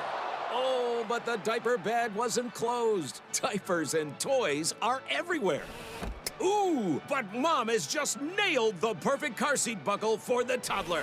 And now the eldest daughter, who looks to be about 9 or 10, has secured herself in the booster seat. Dad zips the bag closed, and they're off. But looks like Mom doesn't realize her coffee cup is still on the roof of the car. And there it goes. Oh, that's a shame. That mug was a fam favorite. Don't sweat the small stuff. Just nail the big stuff, like making sure your kids are buckled correctly in the right seat for their age and size. Learn more at nhtsa.gov/the right seat. Visit nhtsa.gov/the right seat. Brought to you by NHTSA and the Ad Council. Babes, what are you doing? What? I'm just mowing the lawn. No, it's blazing hot and dry out here. Don't you remember? Smokey Bear says. Avoid using power equipment when it's windy or dry. Where'd you learn this? Oh, it's on SmokeyBear.com with many other wildfire prevention tips. Right. Thanks, honey bear. Because remember, only you can prevent wildfires. Brought to you by the USDA Forest Service, your state forester, and the Ad Council. What I know about courage, I learned from my adoptive mom. She said sometimes you just gotta hold on and know we'll get through this. Mom, we are so high up. Hold my hand. No, you hold my hand. Here we go. Learn about adopting a teen from foster care. You can't imagine the reward. Visit adoptuskids.org to find out more. This message is brought to you by Adopt US Kids, the U.S. Department of Health and Human Services, and the Ad Council. Great if life came with a remote control. You know, you could hit pause when you needed to, or hit rewind. Like that time you knocked down that wasp's nest. Uh-oh. Or that time you forgot to roll up your windows in the car wash. Fantastic. Yeah, a remote control would have come in handy then. Well, life doesn't always give you time to change the outcome, but prediabetes does. With early diagnosis and a few healthy changes like managing your weight, getting active, stopping smoking, and eating healthier, you can stop prediabetes before it leads to type 2 diabetes. It's easy to learn your risk. Take the 1-minute test today at doihaveprediabetes.org. Life doesn't come with a remote control. Yikes!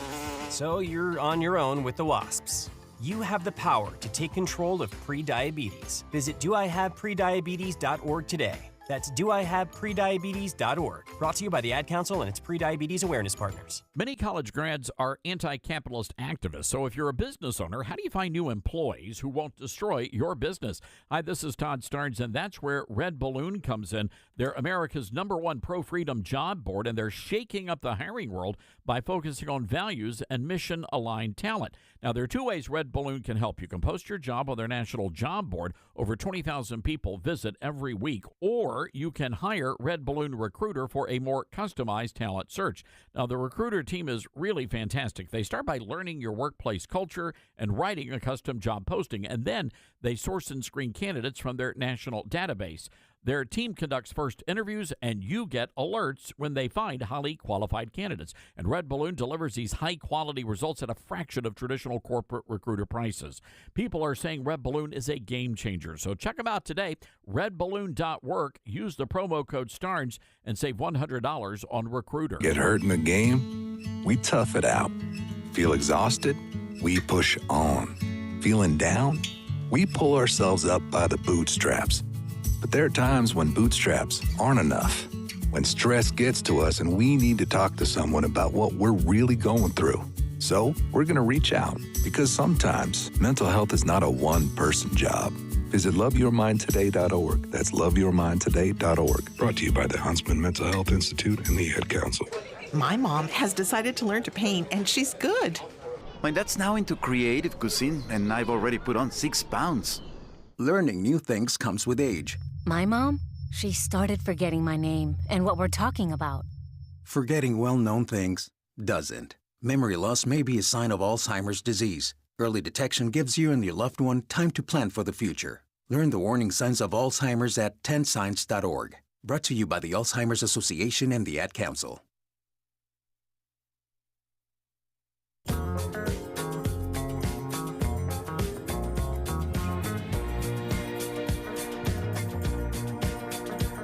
All right, welcome back to it. It is the Todd Starnes radio program. Andy Hooser sitting in for Todd Starnes today for a midweek celebration, and plenty going on right now. Man, I cannot wait for those conversations. I cannot wait to see. I want to see Greenland as that number 51 star on the American flag. Again, trolling or serious conversation. It sounds like it's becoming more serious now with them about ready to meet later on today, really any time. that we could see that. Also, we are following the Trump administration could be signing a new bill, doing a bill signing ceremony here relatively soon. We'll keep you apprised. And Todd Starnes, if you want more information on Todd, obviously, toddstarnes.com. You can find his Facebook page. He had just posted a little while ago the ICE agent that was hit by the vehicle up in Minneapolis. I know the other side, he actually didn't get hit. But the guy that did get hit has been reported that he is in the hospital with internal bleeding, which is very sad. So thoughts and prayers to him, and hopefully he can have some proper recovery. This is a guy, by the way, that was dragged like 6 months ago, was dragged by a vehicle too from another protester that was fighting against ICE. So all the well wishes and quick recovery for him, while the Minneapolis mayor said that it was nothing more than a slight bruise that was like trying to shut the refrigerator door with your hip. By downplaying this, the guy's got internal bleeding because the lady ended up hitting him while they try to say that ICE is the Gestapo trying to get us. Crazy times. But I want to shift gears and go over to the Patriot Mobile Newsmaker Hotline as an annual or a weekly segment here on the Todd Starnes radio program to have our next guest on here as an American commentator, columnist, and so much more. Liz Peek is with us today. Liz, how are you, my friend? I'm terrific. Thanks so much for having me on. Yeah, appreciate you jumping on here with the Todd Starnes radio show. I got to ask you, we are getting closer to a sit-down conversation for the potential purchasing of the sum of $700 billion for Greenland.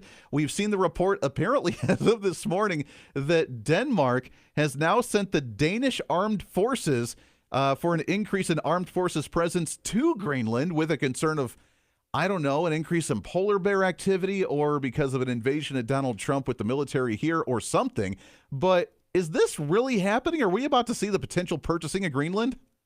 I don't know. When you say the Danish armed forces, this is really a horrible thing to say, but immediately popped into my mind someone in knight's armor, like a Far Side cartoon, people with lances, etc. I've never heard of the Danish armed forces. I'm sure they're credible, but kind of a funny thing. They're experts in jousting. Yes, they're experts in jousting. Like that. I imagine so.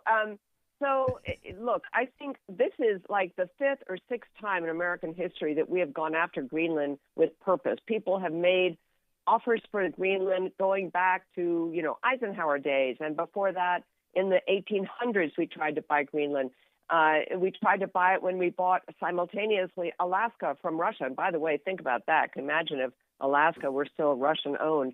And whatever reason, it never has happened, even though we offered always far less than now the island is worth. What is it worth? Really, nobody knows. And Greenland, Denmark says that they're not interested in concluding a deal. I think Donald Trump would be a loon to actually invade Greenland. I don't think that's really on the table. I may be wrong, but I don't think so. I think what he's doing is trying to pressure the government of Denmark into making a deal. And remember, early on, when this came up the first time, Denmark was not resolutely opposed to it, and the inhabitants of Greenland seemed somewhat open to it. And then I think the Trump administration got very aggressive on this, and so sure enough, it resulted in the Danish government saying no way, because their own people were sort of like, well, no, we shouldn't be doing this. This is, bad to cave to Donald Trump. But bottom line, Trump's pretty good at doing deals. I think this would be an awesome geopolitical win for the United States. Strategically, as everyone has said, it's a very important asset, particularly as the ice barriers to shipping into the Arctic have more or less dissolved. It's much easier now to access the Arctic, and Greenland would be a very, very good opportunity for us. I think at the least we want to expand our military presence there and do some pretty significant deals on rare earths, which Greenland has in tremendous quantities.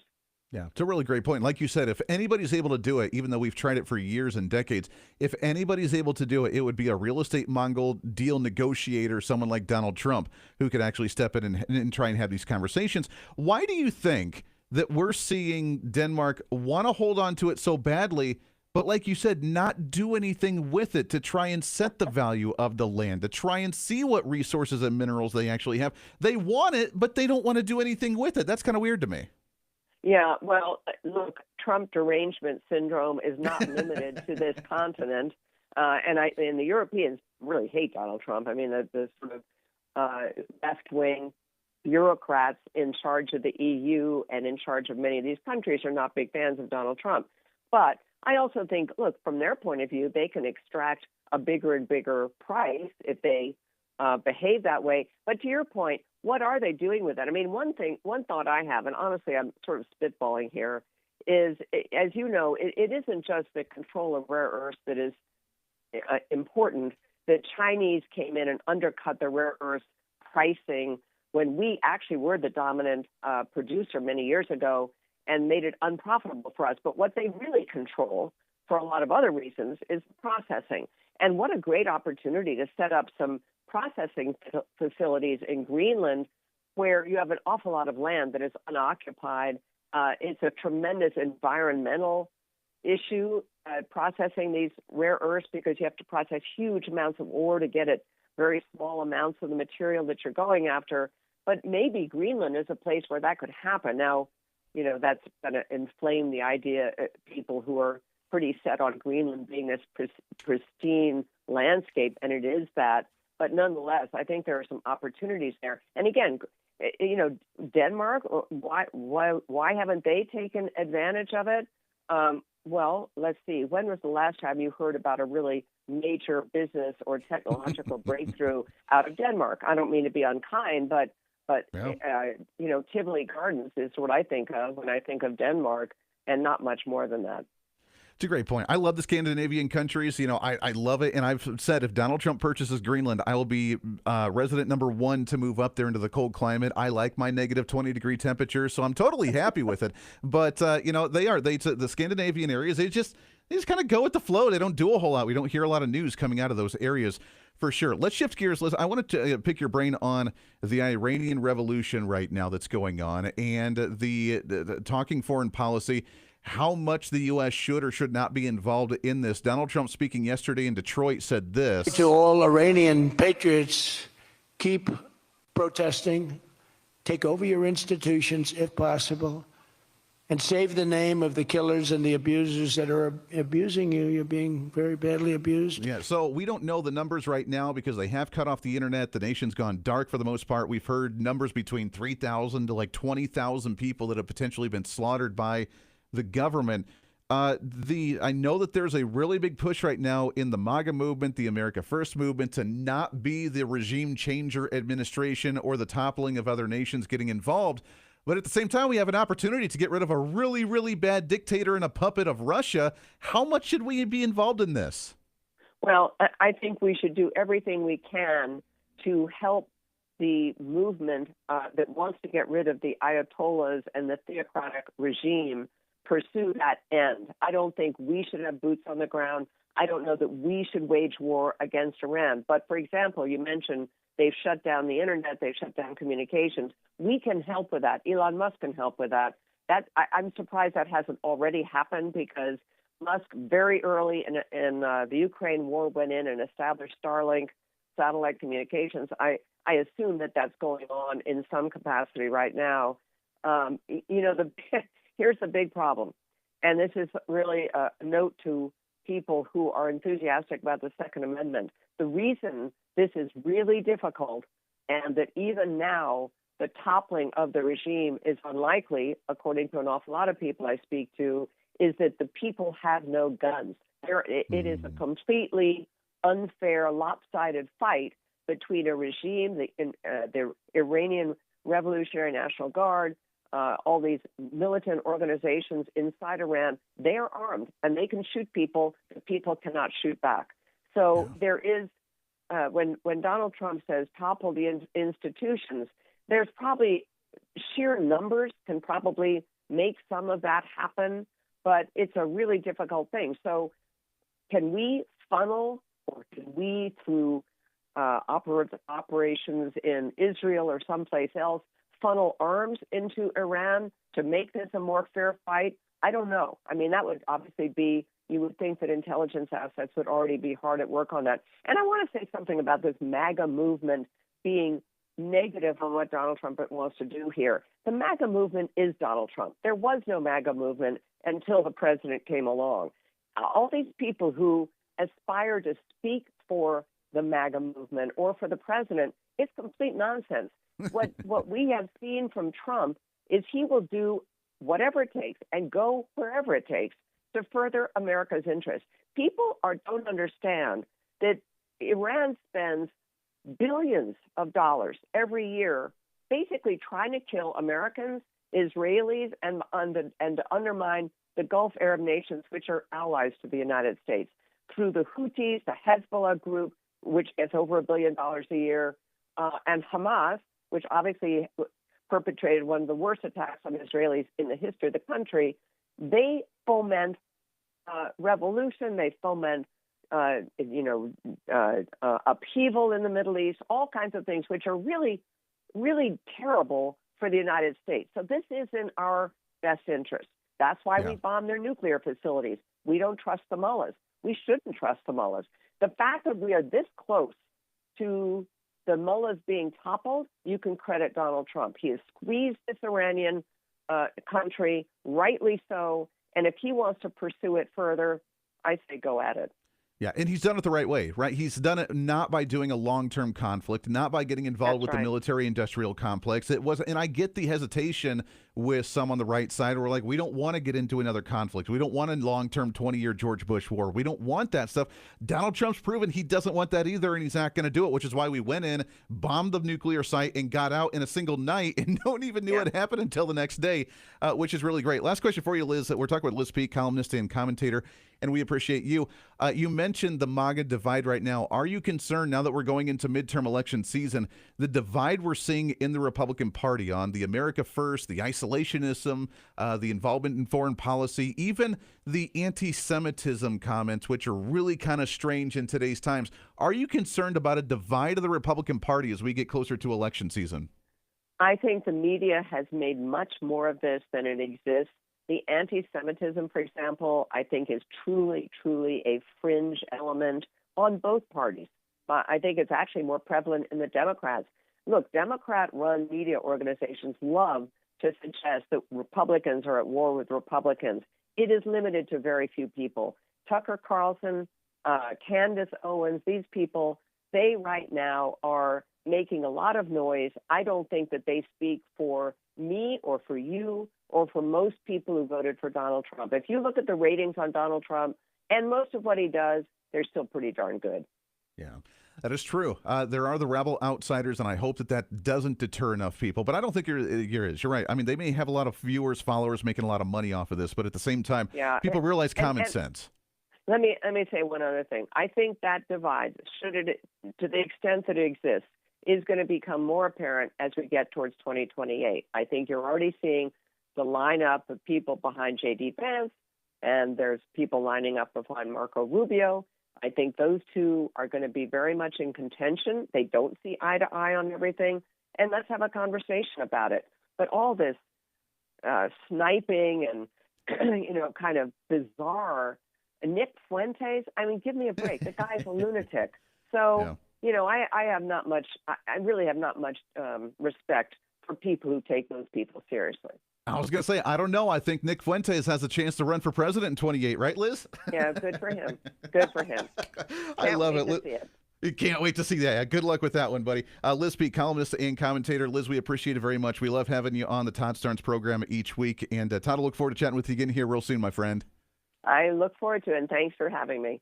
Hey, you bet. Appreciate it very much. Again, Liz Peek, columnist and commentator. Go check her out on her social media. Great content. And you're right, the breakdown of the state of the election season, now that we're ramping up for that, is quite interesting to observe for sure. We'll get your thoughts on some of this and more when we come back around the corner. Andy Hooser sitting in for the Todd Starnes radio program.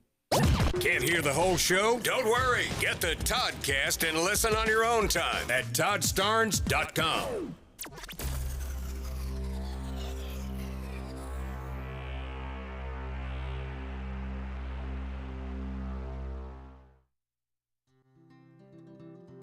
From fruits and veggies to fiber and spice, Balance of Nature supplements, changing the world one life at a time. I'm a natural bodybuilder, so I know when something works and when something doesn't. I've tried so many different products. When I got your product, and like I said, I'm a natural bodybuilder, as soon as I got it, did them for a week, and I told my brother, I said, Rick, you need to try these. I won't give you nothing if it don't He tried them, bam, the first day. He said, this is a good product. And I got my mom on them, and I just keep pushing your product. It's a great product. You're a great company, and everybody there I've talked to has been so kind.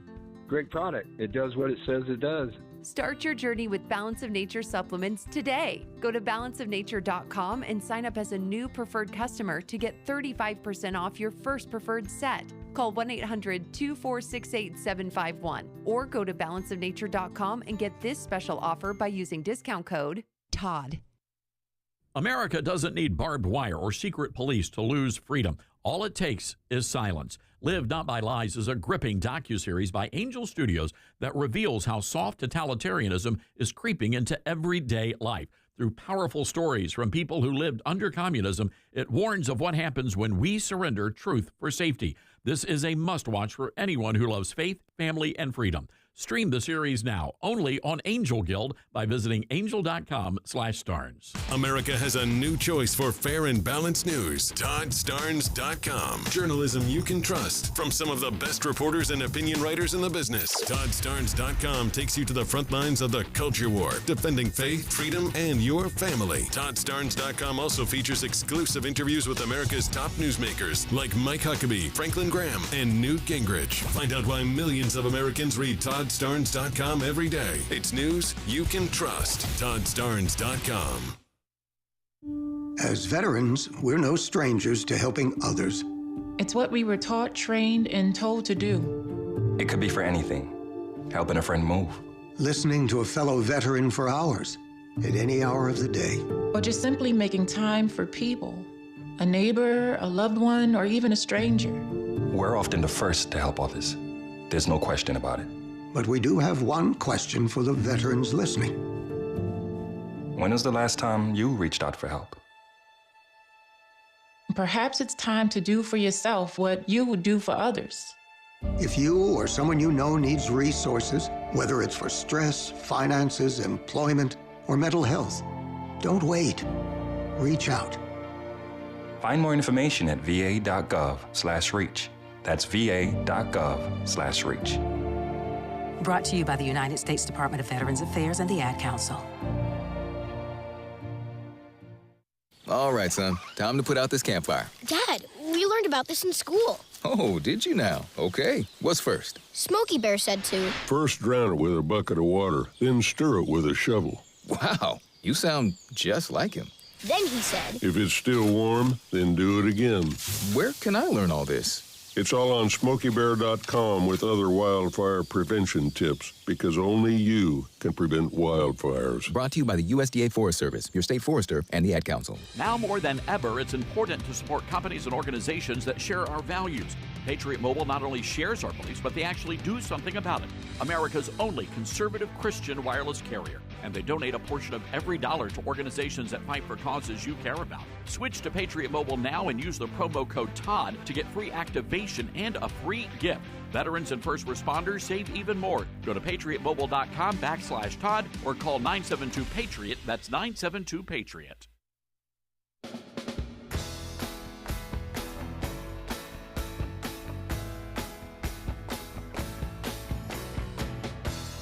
All right, welcome back into the Todd Starnes radio program. Thanks again to Liz Peek coming on the program, columnist and commentator. I know she does a weekly sit-down with Todd on the program today. Also, make sure to check out the Newsmax TV program with Todd later on this afternoon.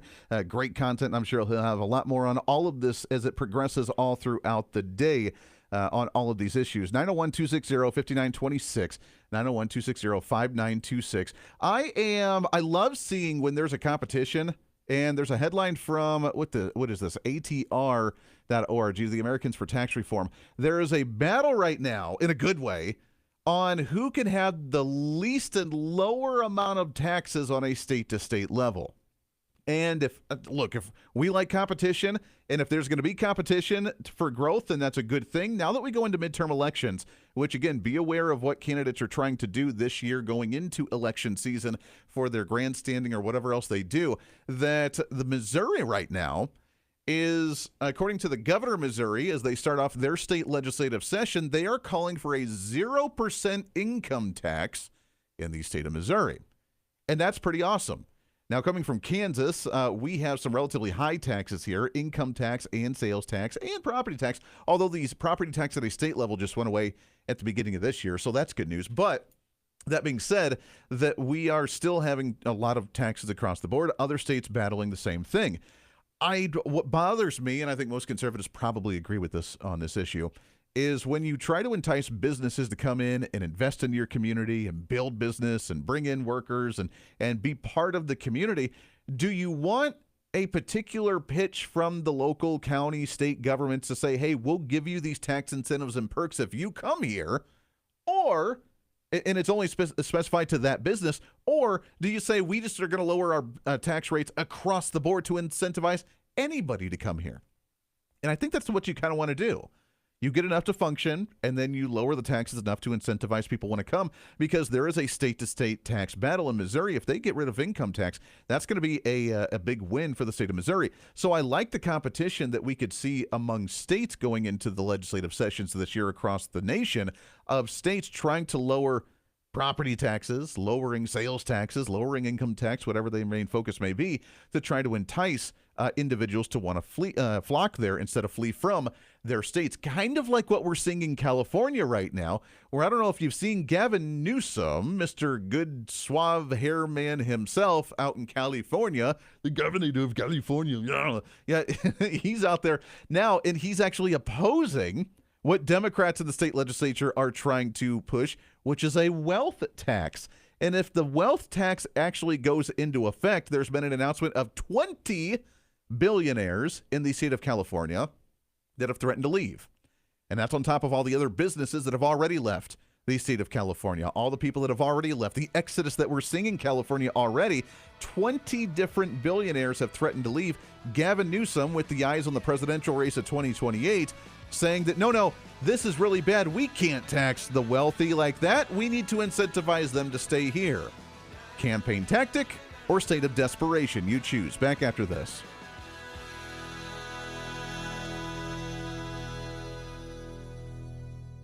There's a quiet revolution happening in America, and it's not coming from tanks or tyrants. It's creeping into classrooms, corporate boardrooms, and even some church pulpits.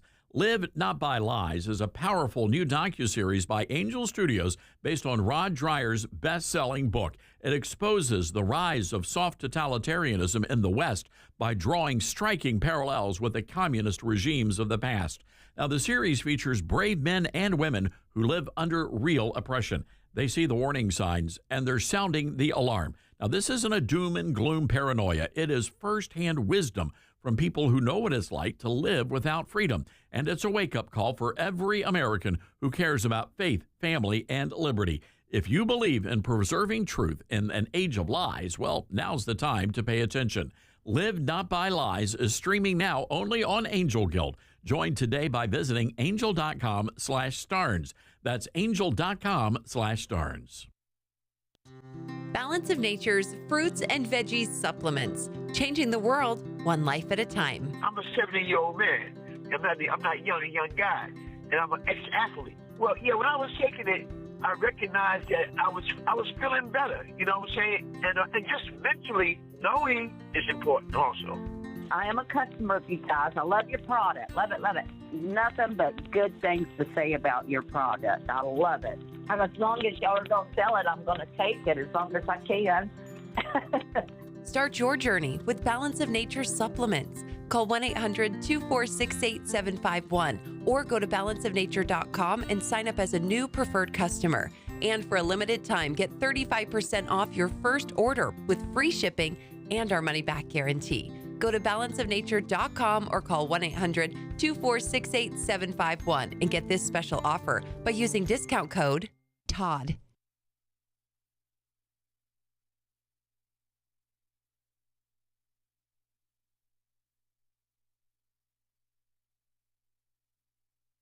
Hello, Americans. I'm Todd Starnes. Stand by for news and commentary next.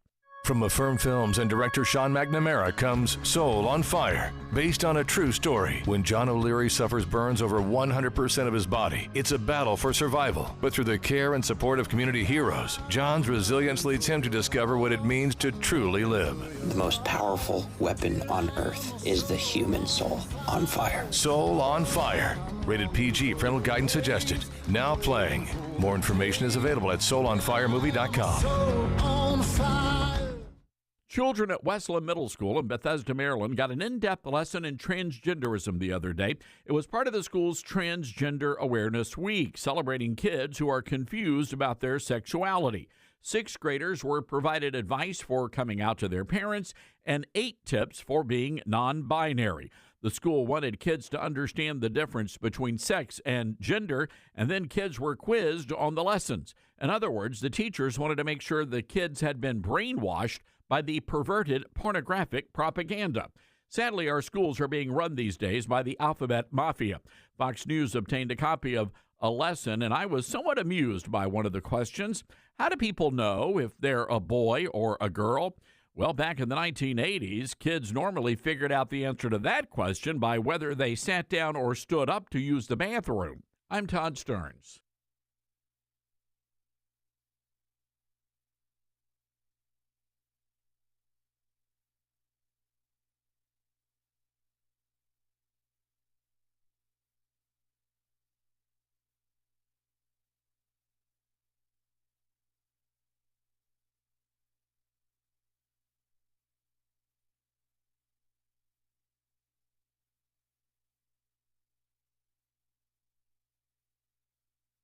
The Todd Starnes Show begins in 4 minutes.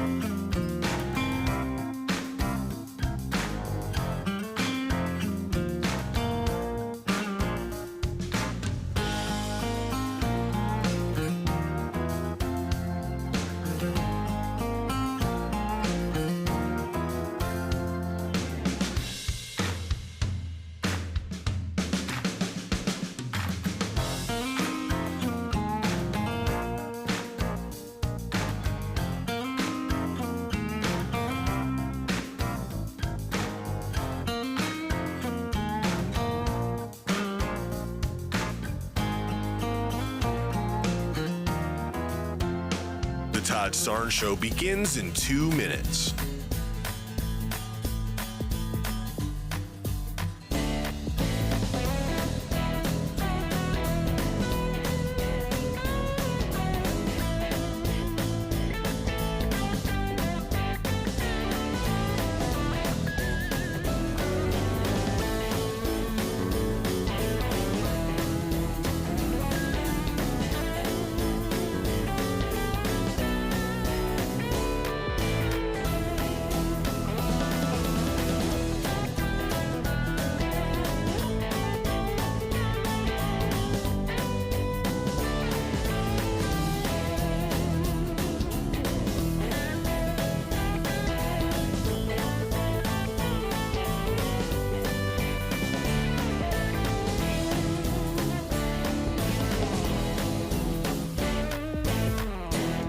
Todd Starnes Show begins in 1 minute.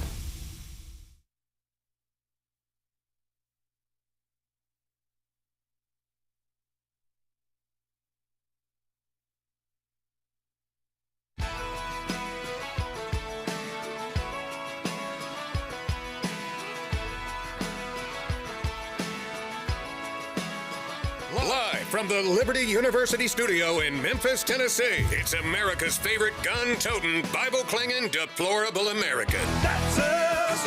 That's right. I love this American ride. Todd Starnes.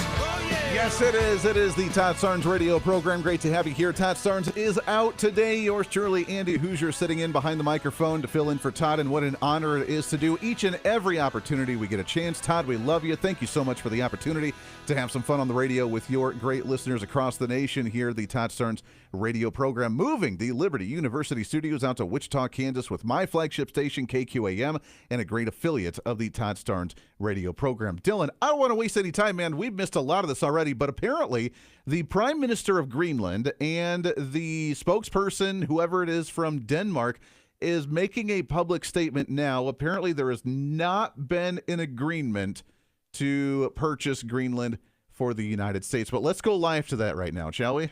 U.S. has historically been a bit reluctant. Hopefully that will change now.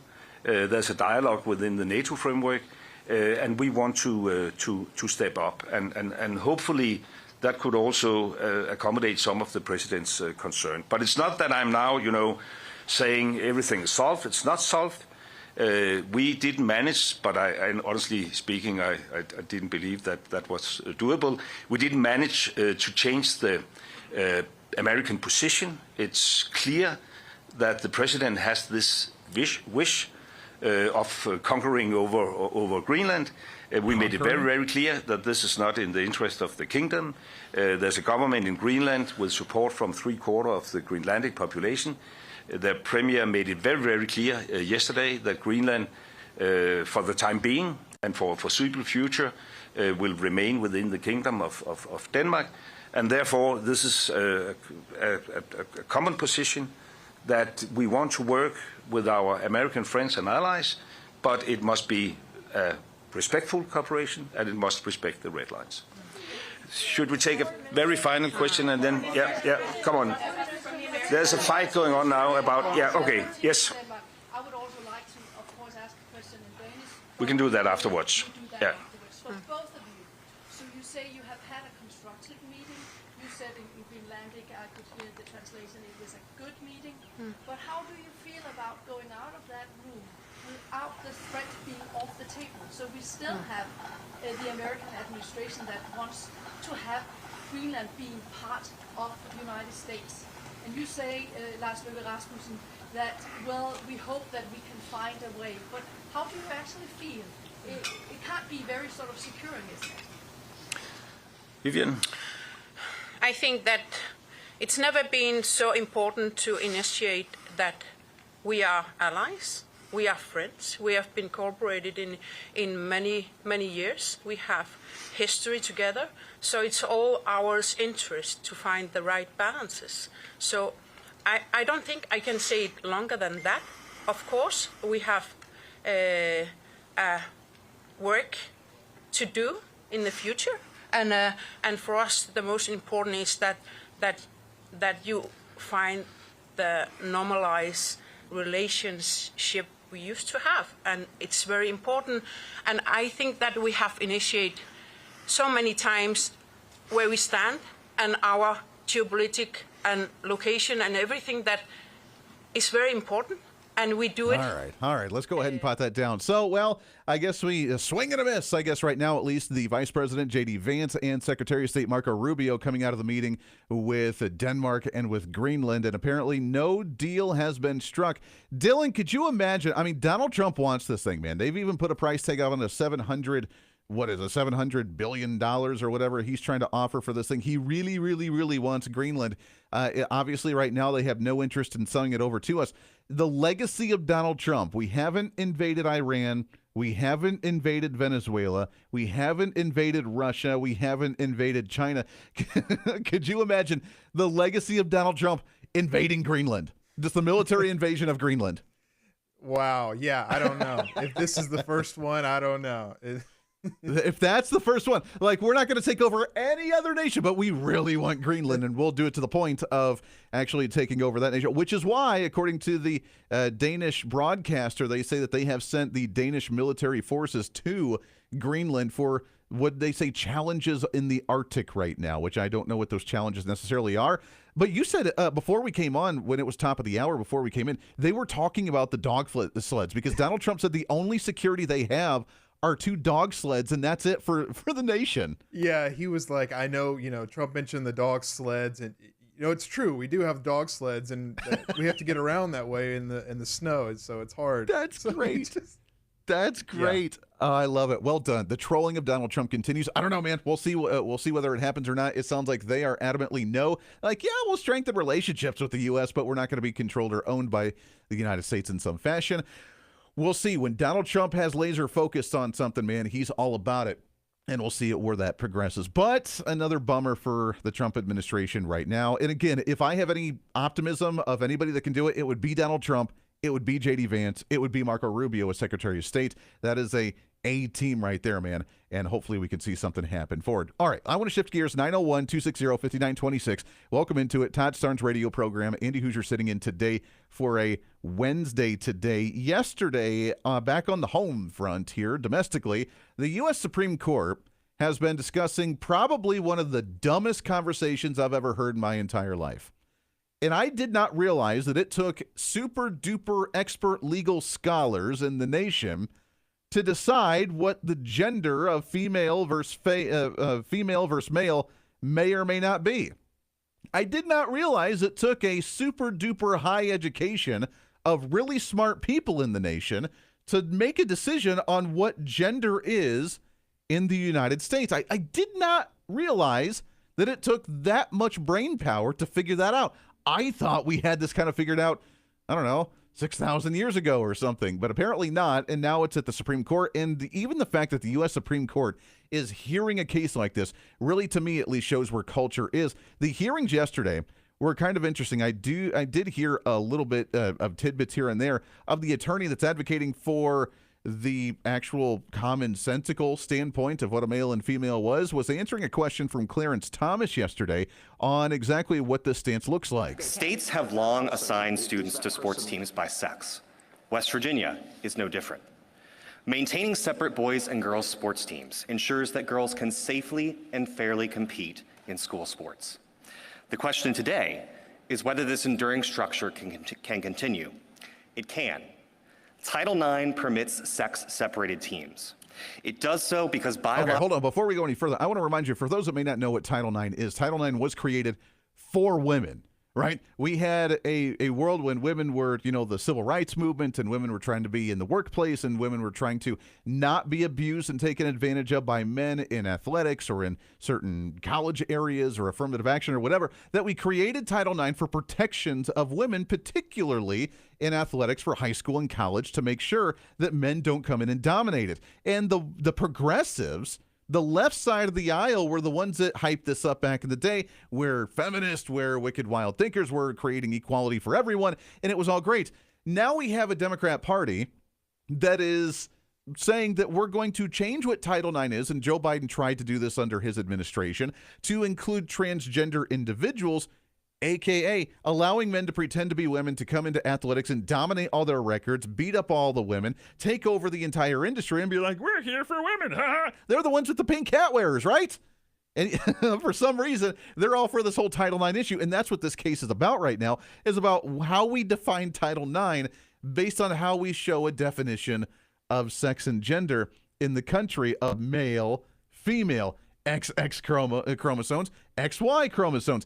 And that apparently is a very difficult challenge, again, to allow the super duper elite of this nation to have to duke it out in court to figure this out. That to me seems like a kind of a waste of taxpayer money, a little bit of a stupid conversation, but here we are in 2026, right? It does so because biological sex matters in athletics in ways both obvious and undeniable. The text, history, context, and structure of the statute, alongside regulations expressly authorizing what West Virginia has done, confirm as much. All right. It's kind of a weird conversation for sure. And now we have to have this all. I mean, if we have decision at the federal level. I guess that lays down the law. It really stamps that approval of what a man, what a woman actually is. It's weird we have to have that, but welcome again to society in today's terms. That's where we go to our Patriot Mobile Newsmaker hotline, where Todd, on his latest Newsmax TV program, sat down with Bruce Pearl with the Auburn men's basketball team to discuss some of these issues, and this is what they had to say. Well, joining me now is the great Bruce Pearl, a senior fellow at the America First Policy Institute. I've got to call you Coach. I hope you don't mind, Bruce.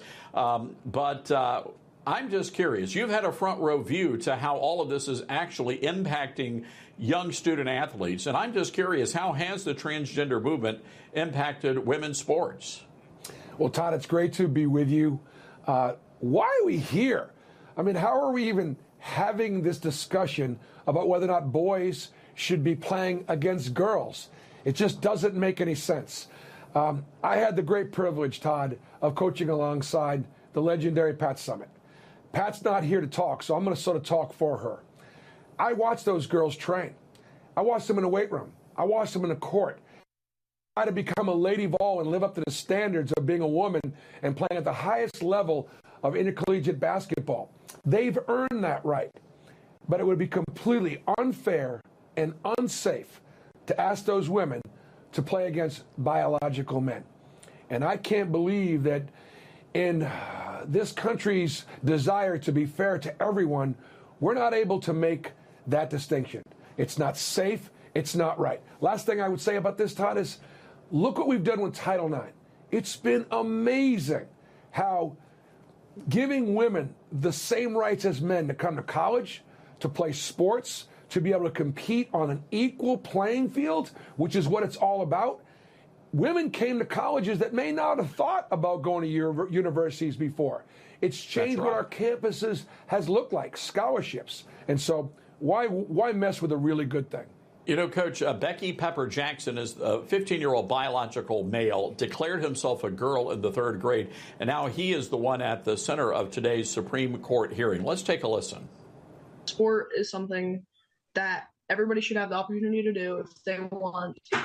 And we should all be able to have that chance, even if people don't want it. It should still be there for them. I wish these people would educate themselves just so they would know that I'm just there to have a good time. That's it. All right, so this guy, Coach, he placed 3rd in the girls' discus throw in West Virginia last year. I'm just wondering, does his biology infringe on the opportunities that young girls might have in sports? Of course it does. And Todd, we were raised right. We're supposed to protect our girls. We're supposed to protect our women. You're supposed to protect your daughter, and I'm supposed to protect my granddaughters. And I want these individuals that want to be able to play in sports to play in sports. But girls should play with girls, and boys should play with boys. I mean, back in the day, there was a men's room and a women's room. It wasn't very confusing. And if I was in high school and I saw a gal in the men's room or a guy in the women's room, that would be okay. They'd be going down to the office. I don't understand why this is an issue. Coach, what have those young athletes told you back when you were coaching? What were they telling you about these transgender athletes? You know, Todd, what they were talking about is the sacrifices that they're making as athletes, how hard they've had to work and how hard they've had to train, and how meaningful it was to be able to be on a team and experience what it's all about, and the leadership and the sacrifice to be part of a team. And now, because there are some boys that are wanting to play on those teams and some schools feeling like they have to give them the opportunity to play, it's taking away opportunities for girls. And that's just not wrong. That's wrong. It is not fair. And what I'm concerned about, as much as I am about them winning their awards and getting their medals and all that stuff, is just the safety and security. I mean, I was with a young lady last night that was playing volleyball, and she got smashed in the face by a ball that was slammed down on a spike from a man. And she had some real problems with her eyesight and a lot of different things. So we've got to protect the women, their rights to be able to compete in a fair and a safe place. And so I hope it's 9-0. And you know what? If it's not 9-0 in the Supreme Court, something's wrong. Well, we know at least one of them doesn't know what a woman is, so we've got that going for us. Coach, before we let you go, I think ultimately all of this, again, it's not a political issue. I actually think this is a spiritual issue. I think it's an attack on the very idea of God, a God who created male and female. That's what I think this is really all about. I know you're a man of faith. What say you? Well, I agree with you completely.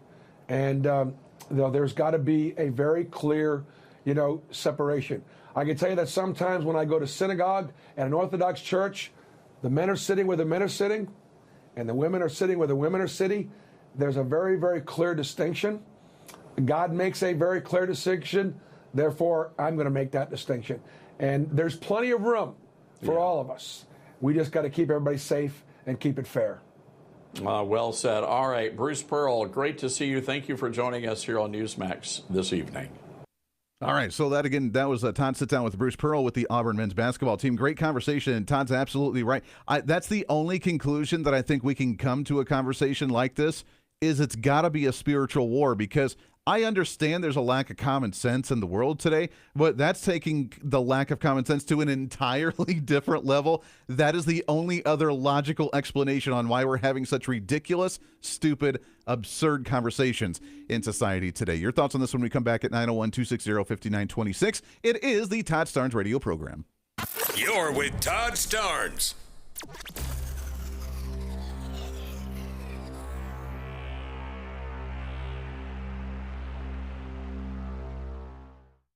America has a new choice for fair and balanced news. ToddStarnes.com. Journalism you can trust from some of the best reporters and opinion writers in the business. ToddStarnes.com takes you to the front lines of the culture war, defending faith, freedom, and your family. ToddStarnes.com also features exclusive interviews with America's top newsmakers like Mike Huckabee, Franklin Graham, and Newt Gingrich. Find out why millions of Americans read ToddStarnes.com every day. It's news you can trust. ToddStarnes.com. Hi, this is Todd Starnes. I realize there are many choices when it comes to who you choose for your cell phone service, and there are new ones popping up all the time. But here's the truth. There's only one that boldly stands in the gap for every American that believes that freedom is worth fighting for, and that's Patriot Mobile. For more than 12 years, Patriot Mobile's been on the front lines fighting for our God-given rights and freedoms while providing exceptional nationwide cell phone service with access to all three of the main networks. Don't just take my word for it. Ask the hundreds of thousands of Americans who've made the switch and are now supporting causes they believe in simply by joining Patriot Mobile. Switching is easier than ever. Activate in minutes from the comfort of your own home. Keep your number, keep your phone, or upgrade. Patriot Mobile's all U.S.-based support team is standing by to take care of you. Call 972-PATRIOT today or go to patriotmobile.com/Todd. Use promo code Todd for a free month of service. That's patriotmobile.com/Todd or call 972-PATRIOT and make the switch today. From director Sean McNamara comes Soul on Fire, based on a true story. They said you had no chance, but here you are. Starring Joel Courtney, John Corbett, Stephanie Shostak, Macy McLean, with Devon Franklin and William H. Macy. If you focus exactly on loving the life that you're living right now, and not the life that you think you could have had or should have had, that's the whole deal right there. Soul on Fire, rated PG. Parental guidance suggested. Now playing. For tickets, go to soulonfiremovie.com. Soul on fire.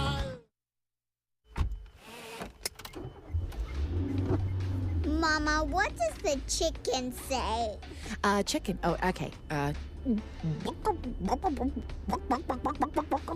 the wolf? Oh, a wolf.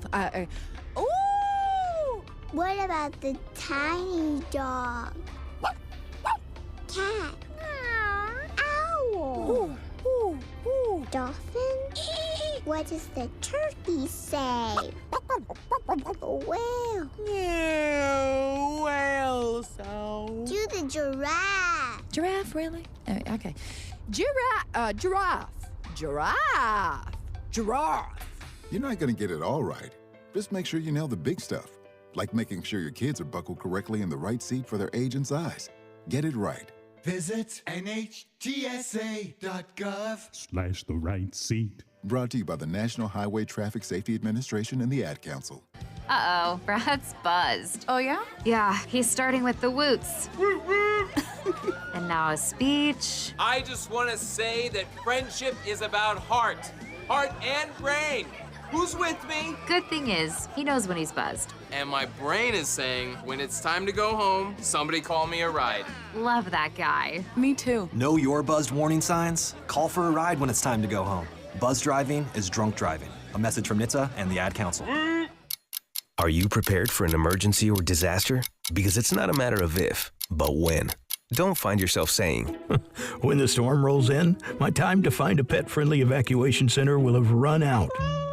The scorching heat wave will leave me powerless to cool my insulin. I'll face a hurricane without meds. Now that's a tough pill to swallow. Let's prepare so we all have a better story to tell. Get started at ready.gov/older adults. Brought to you by FEMA and the Ad Council. I'm Smokey Bear, and I made an assistant to help you prevent wildfires. Dude, I've got this. I've been camping since I was 5 years old. But I am a camping influencer. You know what? I'll bet you $5. Assistant Smokey, what is the best way to put out a campfire? To put out a campfire, drown with water, stir, drown again. Then make sure the fire is out cold by feeling with the back of your hand. Wait, really? I'll take the $5. Learn more at SmokeyBear.com. Brought to you by the U.S. Forest Service, your state forester, and the Ad Council. And here's Heather with the weather. Well, it's beautiful out there, sunny and 75, almost a little chilly in the shade. Now, let's get a read on the inside of your car. It is hot. You've only been parked a short time and it's already 99 degrees in there. Let's not leave children in the back seat while running errands. It only takes a few minutes for their body temperatures to rise, and that could be fatal. Cars get hot, fast, and can be deadly. Never leave a child in a car. A message from NHTSA and the Ad Council.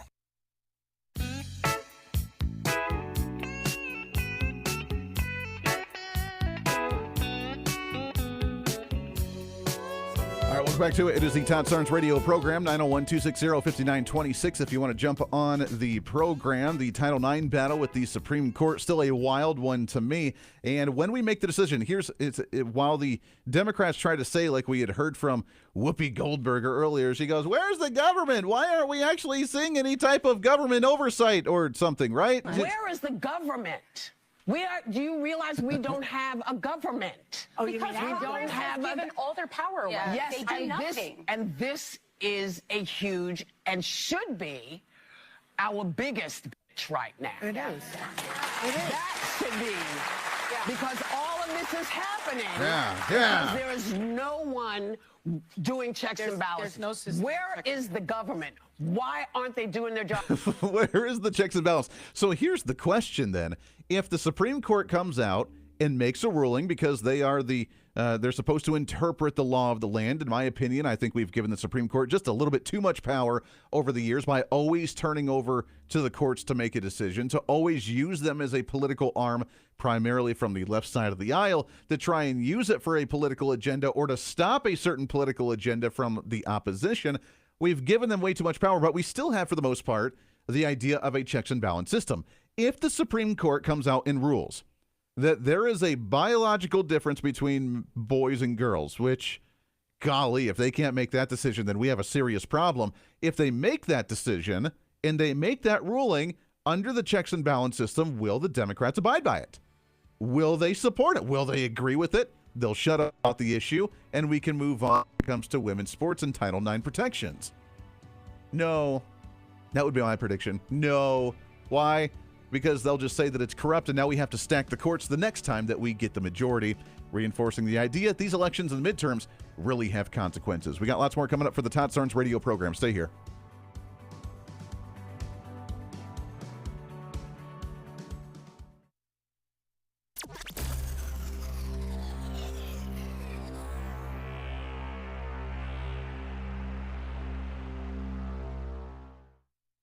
Let's see, if something costs less, but people are happier with it, that sounds like something to look into, and that is MediShare. Maybe you've heard switching to MediShare to pay for healthcare can save many families up to $500 a month, and that is huge. But it's also true that people are way more satisfied after making the switch, too. The member satisfaction rate for MediShare is double that of the typical health insurance plan.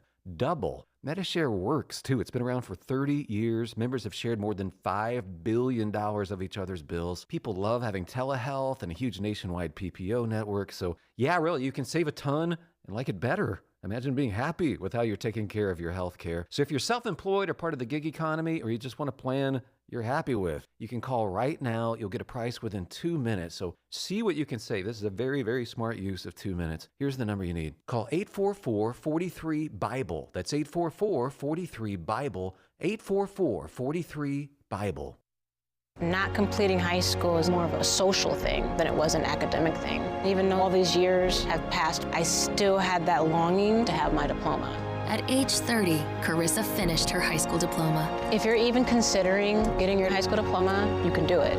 No one gets a diploma alone. If you're thinking of finishing your high school diploma, you have help. Find free adult education classes near you at finishyourdiploma.org. That's finishyourdiploma.org. Brought to you by the Dollar General Literacy Foundation and the Ad Council. Retirement can be scary, but only if you're not prepared.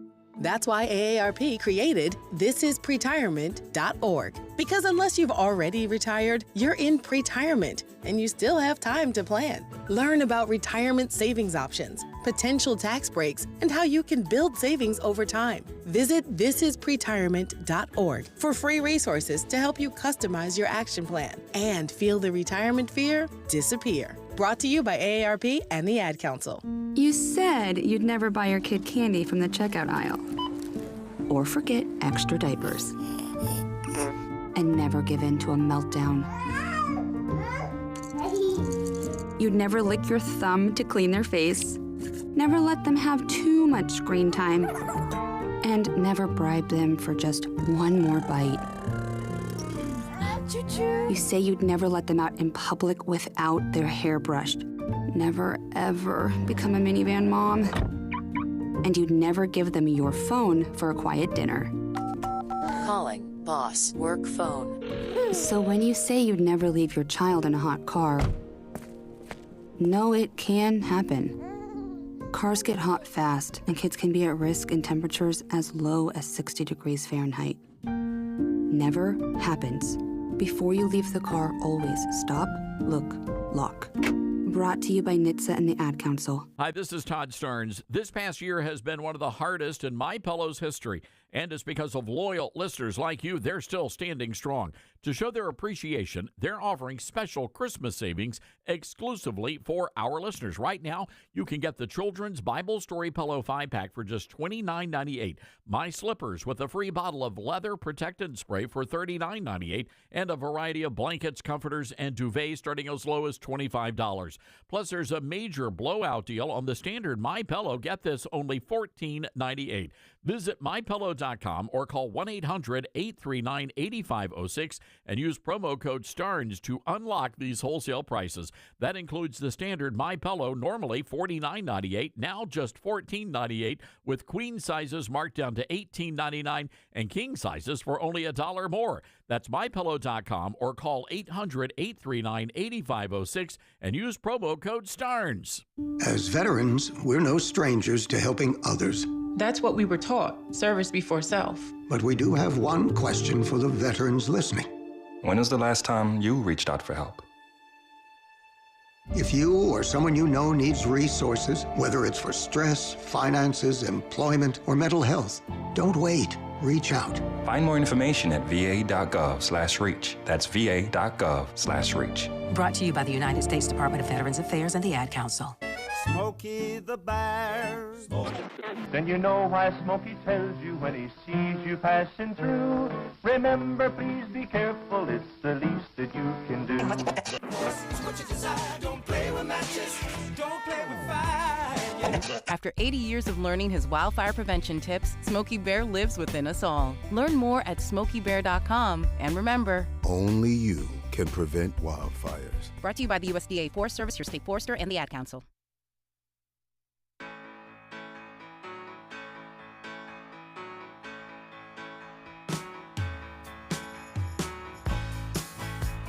Welcome back to it. Todd Starnes radio program. Andy Hooser sitting in for Todd Starnes. Again, if you want more information on Todd, he has his Newsmax TV program, his books, he's got the radio program, and more. You can find all the information at toddstarnes.com. If you want to find my information, you enjoy the program when I fill in for Todd, which thank you for listening and hanging out with the guest host for today. You can find my information at HooserReason.com, HOOSER Reason.com. patriotmobile.com, the same handle like that on all of your social media pages as well. With the Todd Starnes radio program, we want to tell you about our friends over at Patriot Mobile. Every day, Americans make choices that shape our country's future. That's very true, right down to which cell phone provider that we support. Here's what most people don't realize.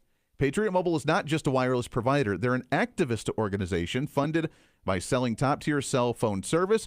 They've been on the front lines defending our freedoms for long before it was cool, standing in the gap when others would not. The best part, that they deliver prioritized premium service on all three major networks, giving you the same or even better coverage, backed by 100% U.S.-based customer support. You can get unlimited data plans, you can get mobile hotspots, international roaming, and so much more.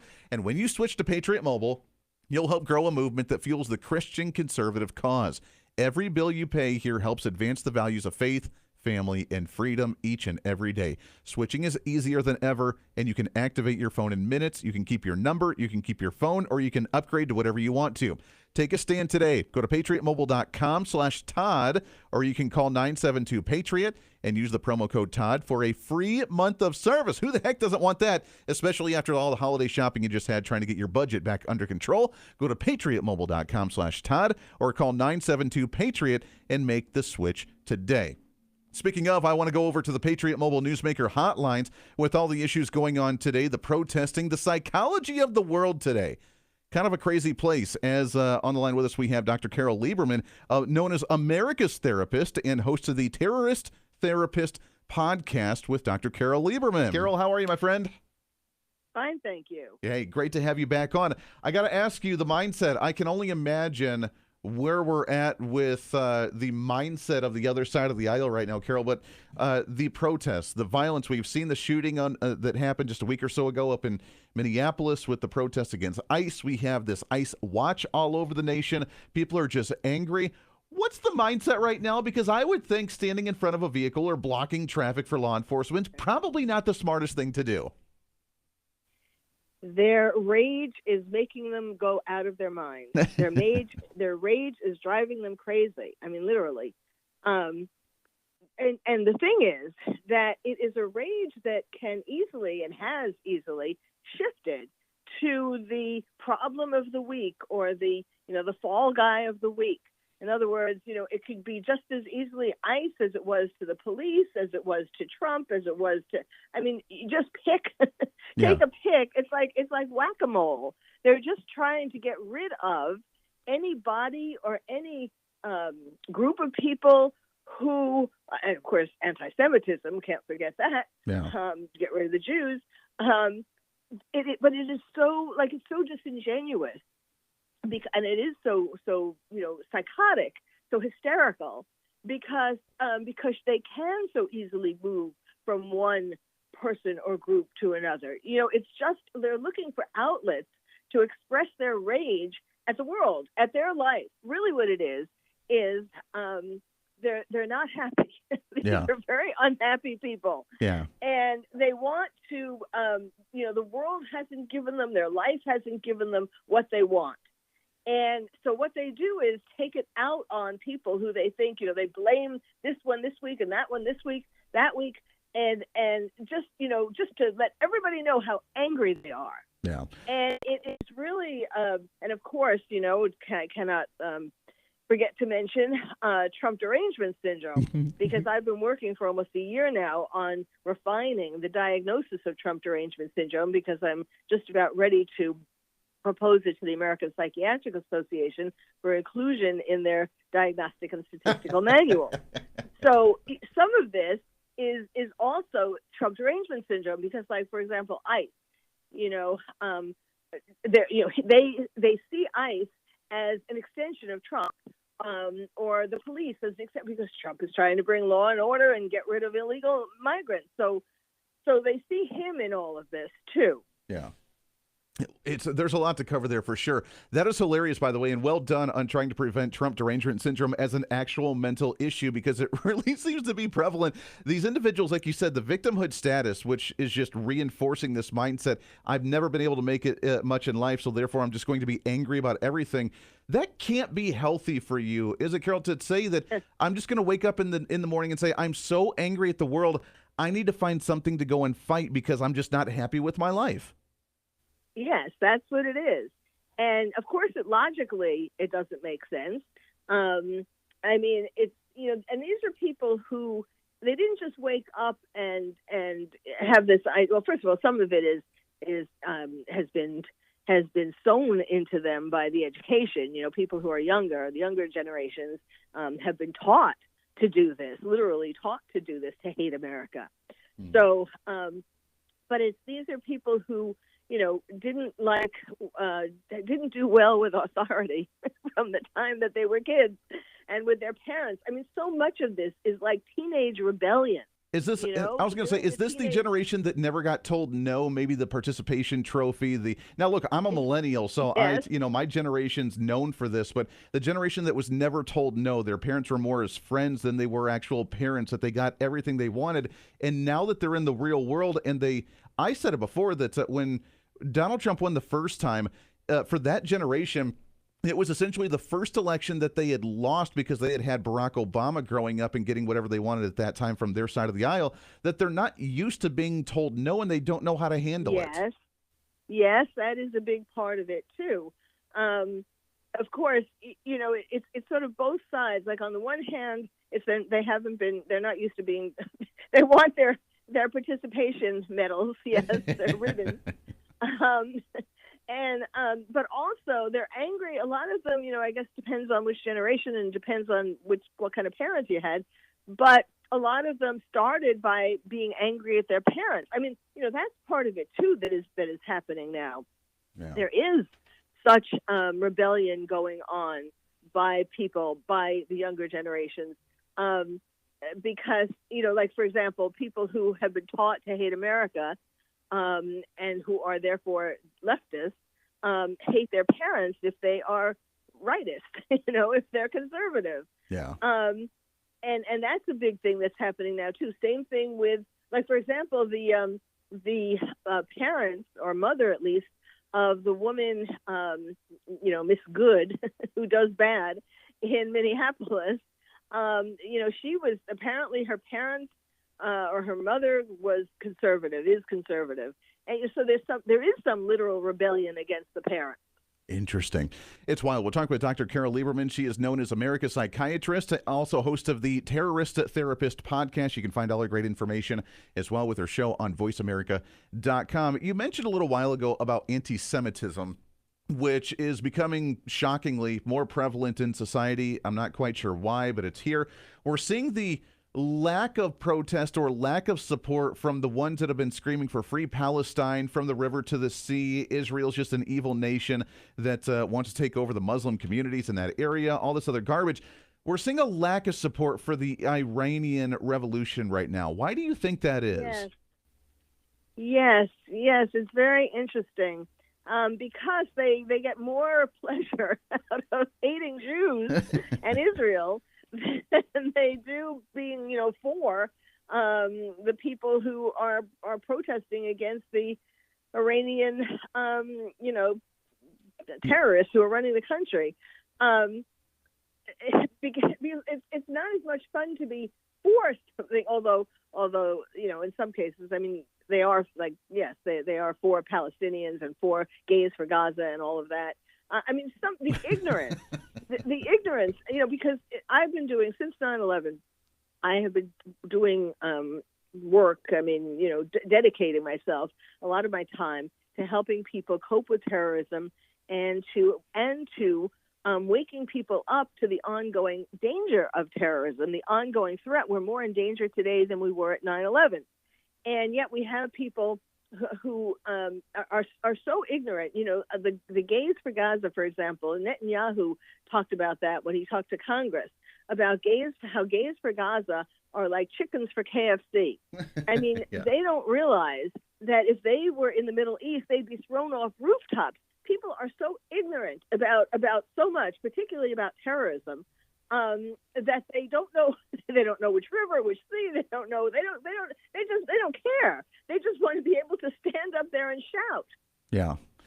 Yeah, it's really strange. And for the ones that say that they're there for the people of Palestine, they've been persecuted. They've been, the genocide happening from the Israelis and the Zionists into the people of, the Gaza Strip and Palestine. It's very strange. And then we look at this Iranian issue, and I would think that for the feminists, the pink hat wearing radical left-wing Democrats that want all these rights for women would support a revolution in Iran, especially where women are seen as less than, subhuman. They have to cover their entire bodies and cover their face and everything, and that they would be supporting this type of revolution. So like you said, it's either TDS because Donald Trump wants the revolution, so therefore they're okay with this terrorist regime, or they just don't care because, like you said, it's not about the emotional connection of actually fighting for what they say. They're just doing it because either they're being paid for it or because it's a Jewish thing.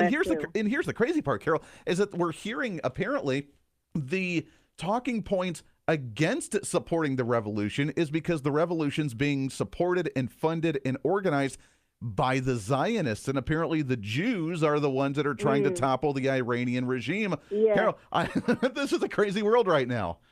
Yes. All of these crazy, ideas that are just whipping around. And, you would think because in general, the left is for the victims, right? Like the supposed Palestinian victims. Yeah. So you would think they would be for the citizens of Iran who are the victims. Right. But they don't. That doesn't compute. It's wild. In fact, in New York, do you know? I just did a podcast on this, my terrorist therapist podcast, which actually is on my website, terroristtherapist.com, and it's also on wherever terrorists are found, wherever podcasts are found. I love it. But my latest one that is going up probably today is about it's the best of times and it's the best of times, it's the worst of times for terrorists. And so I was going through all places all over the world, where it's good for terrorists and bad for terrorists. And of course, in most of the places, it's good for terrorists, including New York City. And of course, we have Mamdani. But also, do you know, and I didn't know this until I was doing research for this particular episode, or I forgot about it. I don't know. But this year will be the fourth anniversary of the NYPD's hijab day. Wow. Like commemorating the NYPD. Now, you might ask, why does the NYPD, support the terrorists basically running Iran? And I mean, here, yes, we're all, here these women in Iran, particularly right now, are taking off their hijabs, to show their refusal to be subjugated anymore. And in New York, they're having a celebration. We're celebrating it. I mean, what a wild time. It's a crazy time to be alive for sure.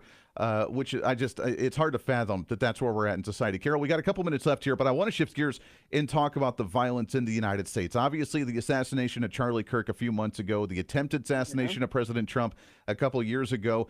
Are we seeing, and from what you're seeing from a psychological standpoint in society, because of the rage that we're seeing from one side of the aisle, are we starting to see the normalizing of political violence in our culture?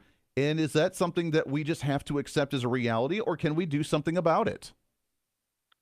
Yes, unfortunately, we are seeing more and more the normalization of violence because these people are not getting punished. Yeah. I mean, it should have been from the get-go that these protesters at colleges and all that should have had some punishment. But instead, even for those colleges where they did call the police, and those were very few, the police would take them in and let them out the same day, just like with criminals. This is a very dangerous situation. We are at risk. All of America is at risk of violence coming to your town, like towns that were quiet, where you never, like, other than New York City or other than Washington, D.C. or places or Oregon, places where we've come to expect violence. Even just hometowns, quiet hometowns. It's getting to the point where nobody is safe to go outside, which of course is going to be intensifying the agoraphobia that we developed during COVID when we weren't allowed to go outside in some places. Right. Yeah, and a lot of people still wanted to do that. We're seeing people fight left and right still to try and do remote working and work from home because they don't want to go out into society. And that's dangerous, right? I mean, that isolationism, that loneliness, that's one of the leading causes of mental health problems right now. Yes. Way before COVID, studies, have shown that isolation in itself, for, just people who isolated, can cause all kinds of physical problems like heart attacks and strokes and all kinds of physical problems, and as well as psychological problems. And, when you're staying inside, you develop paranoid ideas about the other, the people who are outside. It's very dangerous all the way around. Yeah, it's really unfortunate. It is Dr. Carol Lieberman, the Terrorist Therapist podcast. You can go and find it on her website. You can see the podcast on any of your favorite podcasting sites, also known as America's Psychiatrist. We need to get our mental health back on track and get our brains back to normal for some common sense and reason. And I think we're moving in the right direction, but there are some that are fighting it tooth and nail. Carol, we got to get you back on and do it again soon, my friend. I appreciate it. All right. Thank you. You bet. Dr. Carol Lieberman right there, America's Psychiatrist, and the Terrorist Therapist podcast are on the Patriot Mobile Newsmaker hotline. Got to take a break. One more segment around the corner with your phone calls here on the Todd Starnes radio program. Triggering microaggressions from coast to coast. You're listening to Todd Starnes.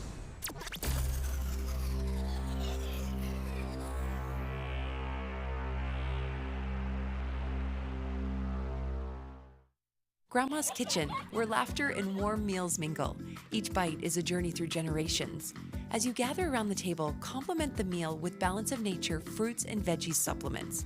Our veggies supplement, made from 15 ingredients like garlic, onion, and cayenne pepper, can easily be opened and added to your favorite dishes, like homemade soups or dips.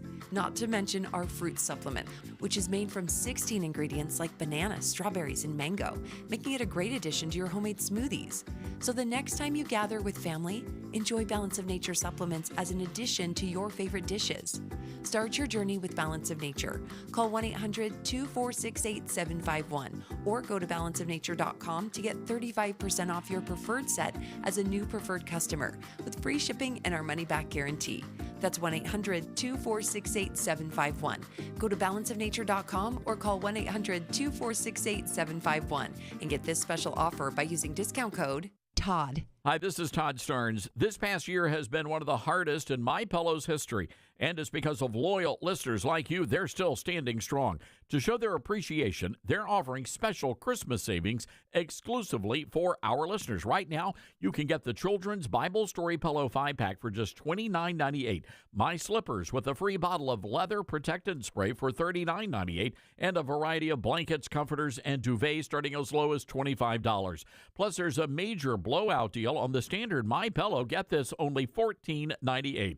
Visit MyPillow.com or call 1-800-839-8506 and use promo code STARNS to unlock these wholesale prices. That includes the standard MyPillow, normally $49.98, now just $14.98, with queen sizes marked down to $18.99 and king sizes for only $1 more. That's MyPillow.com or call 800-839-8506 and use promo code STARNS. You can't escape a traffic jam. Know what else you can't escape? Seasonal allergies. And you might think you can avoid that coffee stain until... Oh, really? You can't escape a lot of things in life, but you can escape prediabetes. Prediabetes captures 1 in 3 adults. There are usually no signs of prediabetes. In fact, most people don't even know they have it. But with early diagnosis, you can change the outcome and prevent or delay type 2 diabetes. Take action by taking the 1-minute risk test at doihaveprediabetes.org. You might not be able to escape having this song stuck in your head, but you can escape prediabetes. Go to doihaveprediabetes.org today. Brought to you by the Ad Council and the Centers for Disease Control and Prevention. I learned patience from my adoptive dad.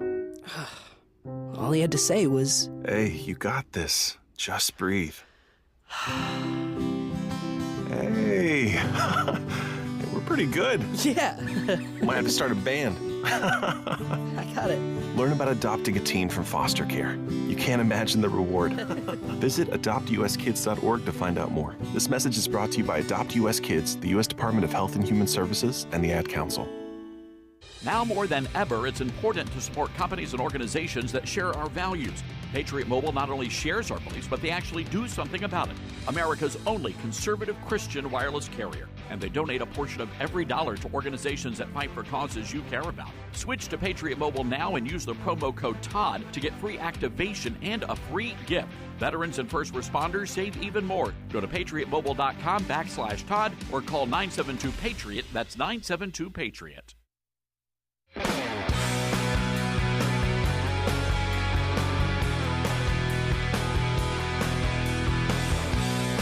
Hey, welcome back to a Todd Starnes radio program. Got a few minutes wrapping things up today for a midweek celebration. And thanks again to Dr. Carol Lieberman, America's psychiatrist, on the program, breaking down the mental state of America, which we have some work to do on that front. I'm always the eternal optimist when I get a chance to fill in for Todd and chat about these issues.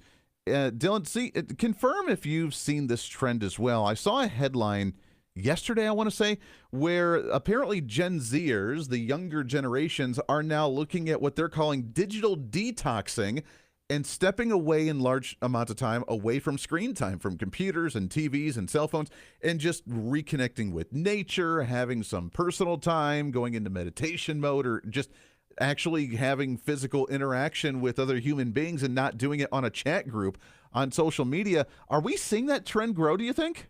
I believe so. I've known a few people that are Gen Z, and I'm Gen Z myself, and I've participated in this. It's very helpful to realize your brain is fried. So like, it's time to maybe get off the phone a couple minutes a day, or a whole day.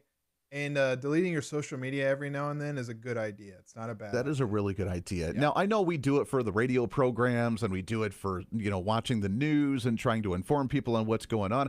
I get it, and it's turned into almost like a full-time business itself already. I saw every week I get my screen time report and summary from my cell phone, and it says I'm on there like 12 hours a day. And that breaks my heart because that's a lot. I want to do some detoxing myself.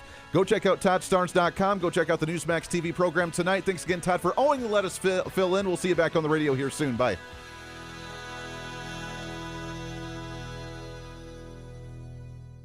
From director Sean McNamara comes Soul on Fire, based on a true story. They said you had no chance, but here you are. Starring Joel Courtney, John Corbett, Stephanie Shostak, Macy McLean, with Devon Franklin and William H. Macy. If you focus exactly on loving the life that you're living right now, and not the life that you think you could have had or should have had, that's the whole deal right there. Soul on Fire, rated PG. Parental guidance suggested. Now playing. For tickets, go to soulonfiremovie.com. America.